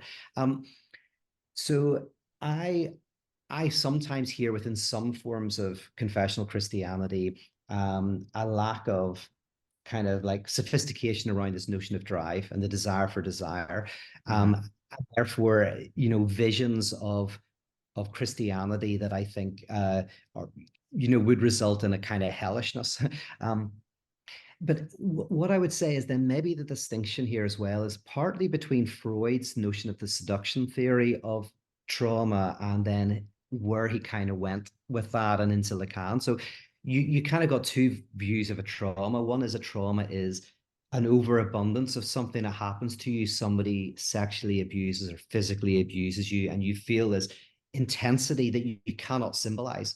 The young mind cannot make sense of this event that's happening, and this is traumatic. And that actually connects with a view as well of which I used to hold of like what religious experience is. It's in a sense the incoming of something that you cannot contain, that you cannot symbolize, that it creates a fragmented discourse. That's why we have 4 gospels, for example, because they're 4 testimonies to an event that is beyond words. I actually was listening to a talk. It was a conversation, Lex Friedman podcast, this chemist, I forget his name, but he was talking about time. I find his definition of what time is very beautiful. And basically, his argument is that the universe cannot contain itself. The universe has so much within it that it cannot contain itself, and I guess so it spills out, and it spills out into time. And I think this is a very beautiful image of like this, of saturation that of mystical experience. But I want to contrast that with the notion that actually trauma. Would you want to jump in there and say anything about that, Trey? No, or are you just saying yes? No. Oh yeah, just agreeing. Yeah. Okay. But then I think where Freud, I think, made a really fundamental insight, and I think this is where Freud really becomes Freud, is he goes like, no, what's traumatic is not some overabundant plenitude, some experience that hits you. What's traumatic is the question that's within it. So he used the example of a young girl who goes into a shop and she imagines that the shopkeepers are laughing at her, and she becomes very paranoid. She runs out. She finds this very traumatic. And this connects with an early experience where a shopkeeper sexually assaulted her in some way, like groped her. And he had this look, this grimace, this smile on his face. And what this later experience when she was, say, 14, was these shopkeepers looked like they were getting pleasure from her, right? Laughing, and connected with this early trauma of this being touched, but also the question of what is this? This other person is extracting pleasure from me. They're getting something from me. I don't know what it is, but and that's the traumatic dimension of trauma, is the unknowing, the what is this? Now, just to connect this very quickly with a beautiful example Žižek used recently of watching a movie. He watched a movie, and the movie felt incomplete. There wasn't something about it that just didn't feel right. But it was based on a classical book. So we went back and read the book. But the book itself felt actually even worse than the movie, and it definitely was missing something. And so that generated a third document, a document which didn't have the lack within it, right? But this third document doesn't exist, but comes into existence through the fragmentation of the triangle. So for me, that's similar to what Freud was doing. Is this experience of why are they laughing at me, connected with this early experience of what is this person getting out of me? What pleasure are they extracting from me? Which then generates a phantasmic response and an answer to that question, which doesn't really exist. Right. All of that to say, that my view now of religious experience is not plentitude, the encounter with this plentitude, but is an encounter with a lack. And the fundamental encounter with a fundamental question. And the way to salvation, in a way, is to make peace with that question, not to answer that question, but to make peace with it. Now, I think Trey can come back, and I think your position is very sophisticated, and I think you can come back and go like, your very definition of God maintains an unknowing within it. And I don't know if you maintain that right, as in terms of like right the way through into everything, but you can say, well, yes, when you encounter the divine, you're also inherently encountering a question mark that, that can never be answered. And so I think you can probably respond to me, but I still, that's my tendency, is to go that the true religious experience, or the true kind of traumatic event, is an encounter with a negativity, not with a plentitude. Right. Well, I think to respond to that, I'd kind of just maybe I think the best way forward would just for me to articulate where I would place this negativity and where I see it. Specifically, I really, that was a very good explanation of the death drive in Freud. And specifically, I think your reading of Freud is sort of, I think you're reading him through Žižek. And I'm not saying that that is wrong. I definitely appreciate that. And I appreciate it because I understand it more because of that. So like the way Žižek describes the death drive in Less Than Nothing, at least, is this it is the primordial act of the subject. I think he will later, he wrote a whole other book called Absolute Recoil, where he actually describes what this act is. It is the absolute recoil. So there's just Great this book as well. I love that book. Yeah, I do too. Yeah, so there's the absolute recoil, and it is this as Peter explained, definitely better than I can. It is the drive for the enacting of the loss itself. It is not a search for the object, but an enacting of the loss itself. And I think that it can be put in the form of a question as well. And I think in terms of subjectivity, the question is fundamentally, who am I? We can maybe say, or what am I? Because even for Žižek, he says that the subject tries to represent itself, it fails, and the subject is the very result of this failure of its own representation.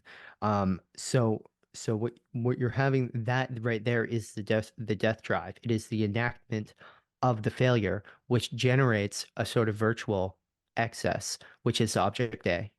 That is and the object A is imaginary, and it is for Žižek the most basic level of the imagination is the object A. And at this level, in terms of the very core of the subject itself, the object A is actually the sort of correlate of the void of the subject. It is the inscription of the subject within the symbolic order as the whole in the symbolic order itself.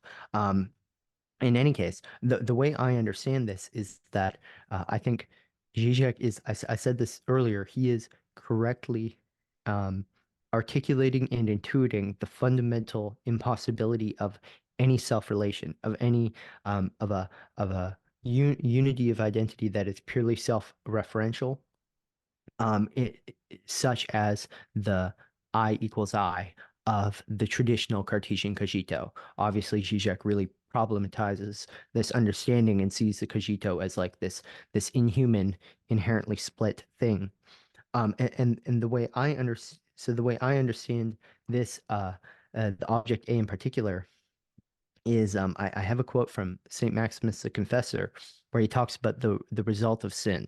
So I would say that the description of the death drive, I think, is the perfect description of sin. It is the attempt to self-relate in the mode of a failure because it always is a failure. Sin always fails to be what it wants to be, just ontologically. Uh, this is sort of the Christian claim. Now, I had a quote from trying to find it here, Saint Maximus the Confessor, where he talks about a sort of virtual excess that is the result of sin, which I think correlates very well with this object A, which is the virtual excess of the death drive. So Saint Maximus says, um, that he's talking about those who in the coming life, so at the judgment, they will receive the dreadful condemnation of being estranged from relation with God for infinite ages, a sentence so distressing that the soul will not be able to contest it, for it will have as a perpetually relentless accuser its own disposition, which created for it a mode of existence that in fact did not exist. So I think even in Maximus, you have this dimension of subjectivity, of the purely imaginary, of this pure appearance that Žižek talks about. And I would sort of link this sort of the pure appearance as the result of sin, which are imaginations that in the end, when God is revealed all in all, these imaginations are destroyed in the end. But part of our sort of history, part of what it means to be a being in time, I think, where we're not fully united with God, is we still have yet to fully see the objectivity of the world in the absolute yet. So we have the space is open for the creation of these imaginary realities, which, as Maximus says, do not in fact exist. And I think the essence of this non-real, purely virtual existence is the purely self-posited, of course, in the form of a failure of the death drive, which I think is the essential structure of all sin. And ultimately, as I was saying, all sin is pride. I think I was saying that earlier. The pride corresponds to this structure of the death drive, and I would want to articulate that probably somewhere else, maybe in writing before I try to verbalize it. But I'm not sure. By the And way, all the my best my stuff. You're yeah, you're kind of I really like what you're doing. Like in one sense, you're reading very carefully Žižek and Lacan and others, and you're kind of saying these people describe incredibly well our current uh, mood of being in the world. And then right. what you do is you go. So it's like I'm imagining there's an old story in Belfast where a guy American comes over, gets on the bus and says, "Listen, I'm going to Belfast. What stop do I get off?" And this guy Seamus says, "Oh, he says, mate, listen, just look at where I get off, right? Look at where I get off and get off the stop before me." Right. And that's what I feel you're doing. You've gone all the way with Shizek. You've gone all the way. And then you get off the stop before somehow, which which I like. But it's like, yes, the difference between you and I at the moment is you take all of that, but then so for me, again, it's like where for me sin or negativity is well, sin is I say the repression or foreclosure, disavowal of negativity. And for you, it is drive. So in others, for me, death drive is constitutive. Death drive, and for you, Right. death drive is ultimately able to be overcome. Right. And Yeah. I'm not sure how I would understand, like I'm not sure where exactly it fits in within like a Christian theology of sin, but I was going to say this earlier. The way I see it, I sort of see it as a potential within the subject. So I think what Zizek sees it as is the actual core, the void of the subject, which is just sort of obscured by the fact that we are like actual persons, like with egos in a symbolic world. We very rarely confront sort of our own inner negativity. Um, But for Žižek, this negativity, this void, this inhuman void that destroys all substantial content, it is actualized at the core of the subject. While what I would want to say more so is that Žižek is philosophically articulating a potential of subjectivity. As free beings created in the image of God, I think there's this potential for absolute withdrawal. And I think this potential is only ever actualized in hell as Gehenna, that as a moment of consciousness. So I don't actually think it is the core of our subjectivity because I don't see it as constitutive. And this is sort of like the main disagreement, as you were saying. But I also wanted to say that my laptop is gonna die in probably 15 minutes, so we probably should wrap up before then, just so Yeah, no, it doesn't. absolutely. No, we're well over time, and I wanted to be cognizant of. I know you both have other commitments. Well, Trey, you're probably gonna head straight to bed after this, but Yeah, all right. What time is it? What time is it with you? 2:38 a.m. Okay, well, Yeah. that's late enough yet. Yeah, exactly. Oh yeah, But Trey, well, one last question on Peter's point. So, on the idea of overcoming, how would you articulate the way that the Orthodox Christian quote unquote answer to overcoming this is called the death drive or negativity or well, be it may. And then perhaps this is a bit of a crass question. How do you know that that overcoming isn't another form of ideology, as the way Žižek would put it? Right. Well, sorry, I that's think Trey. that the oh, sorry. The very quickly, the main reason why I don't think it's a form of ideology, at least from the people I've like, as Peter's described what ideology is, and Todd McGowan and stuff. In Orthodox Christianity, you don't see, even if you want to say there is an attempt to cover over the contradiction, which I would more so phrase it as a confrontation in the with the boldness of the as Paul says, the armor of Christ, the armor of faith, and boldness of our being in Christ. Um, but um, but in any case, sorry, can you very quickly repeat the question, Rahul? I'm No, just tired. it's totally fine. Yeah, I totally get it, man. And in fact, as we can probably hopefully have another conversation and keep this dialogue going. But now my question more was in the idea of since Peter, and correct me if I'm wrong, Peter, said that the negativity death drive, it's constitutive to our subject, Right. ontological, Yeah, right? Whereas I right, believe you're claiming it can be overcome. And then right. the question was, how do Well, we overcome it? yeah. Well, I think the way we overcome it is very practical, and it's given in in scripture, and it's given in the church. So that is sort of a whole different conversation, I think.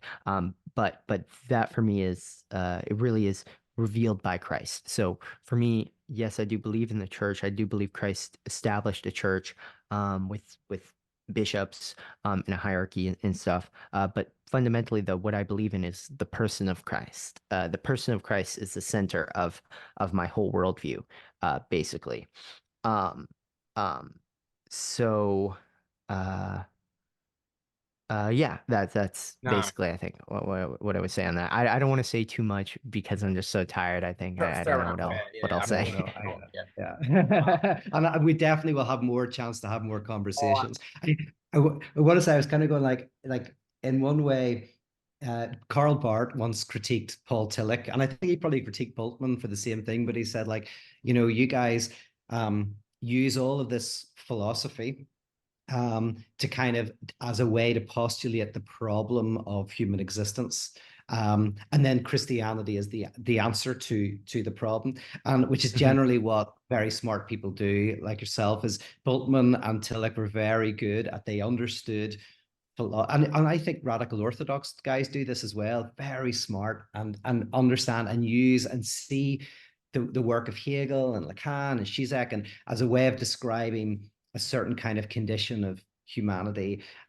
And then they come in with the Orthodox answer. This is and which so I will in another conversation I want to jump in on that, going like, you understand all of this, you've got it all, you nail it all, and then you come in with the person of Christ is the answer. And I think like, right, that's the bit where I want to I want to have more conversation with you to go, okay, are you really like, I don't know. I guess I was always on the side of Paul Tillich against Karl Barth on that. I thought, but now in this conversation, I feel like I want to be like Karl Barth and go, you're using these philosophers to pose the problem of human existence.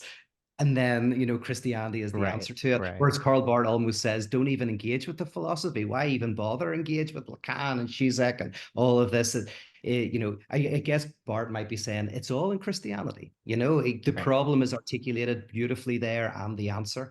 But again, I think you agree with that in a way, because you do connect the theological language of sin. You connect biblical verses with these concepts. So yeah, I don't know. I'm just waffling. Yeah. Well, last thing I'll say is that for me, this is just the symbolic worldview of Christianity, because if I'm remembering correctly, the actual meaning of the word symbol, I think it's Greek in origin. Symbol meant like the bringing together the correspondence, the revelation of a correspondence between two independent realities. So when it comes, I do believe as a Christian, and I do believe there is a sort of a personal God who created the world in his image. I believe in the biblical narrative and anthropology. The the world is sorry, I keep getting lost because I'm quite tired, but I was the This is where I'm going to try and win. It's brilliant. Let's start. Let's keep going for I was- another yeah, hour. I was- exactly. In fact, I was Yeah. thinking I'll play some music and we can start an multiple. You know, we can start an multiple. Well, I'm not even gonna try because I keep trying, keep failing. But anyways, Peter, I definitely do want to. This is what I was gonna say. Actually, my conversion to Christianity was literally over my moment of conversion was I was thinking about a problem related to sort of the philosophy of subjectivity, specifically with Žižek. And I was trying to figure out the problem, and then the idea of the Trinity sort of just came down, descended into my heart, and that to me was sort of the solution to it. And ever since then, really, I've seen the solution to what I see as philosophical problems to be overcome in a sense, not in an ideological way, as the key to this is the two fundamental dogmas of Christianity, which is Trinity and the incarnation of Christ, which are both doctrines are communal doctrines. They all emphasize love, and God so loved the world that he sent his only son, and God himself is love, as John says in both cases. But yeah, my Very good. my Mac is literally at 2%. So Oh yeah, no. And I'm glad you told me the conversion, because I wanted to ask you that. I really was intrigued and going like, I know behind all of this as well is a very powerful conversion. So at least I'm glad I heard a tiny bit of that. So listen, I've really enjoyed this conversation. I really enjoyed meeting you and chatting. Rahul, thank you for bringing this together, and I hope we can continue to have these conversations. For sure. Absolutely. Thank you. This was beyond much better than I even expected. And I already had a pretty high standard for it. So thank you, John. It was fantastic.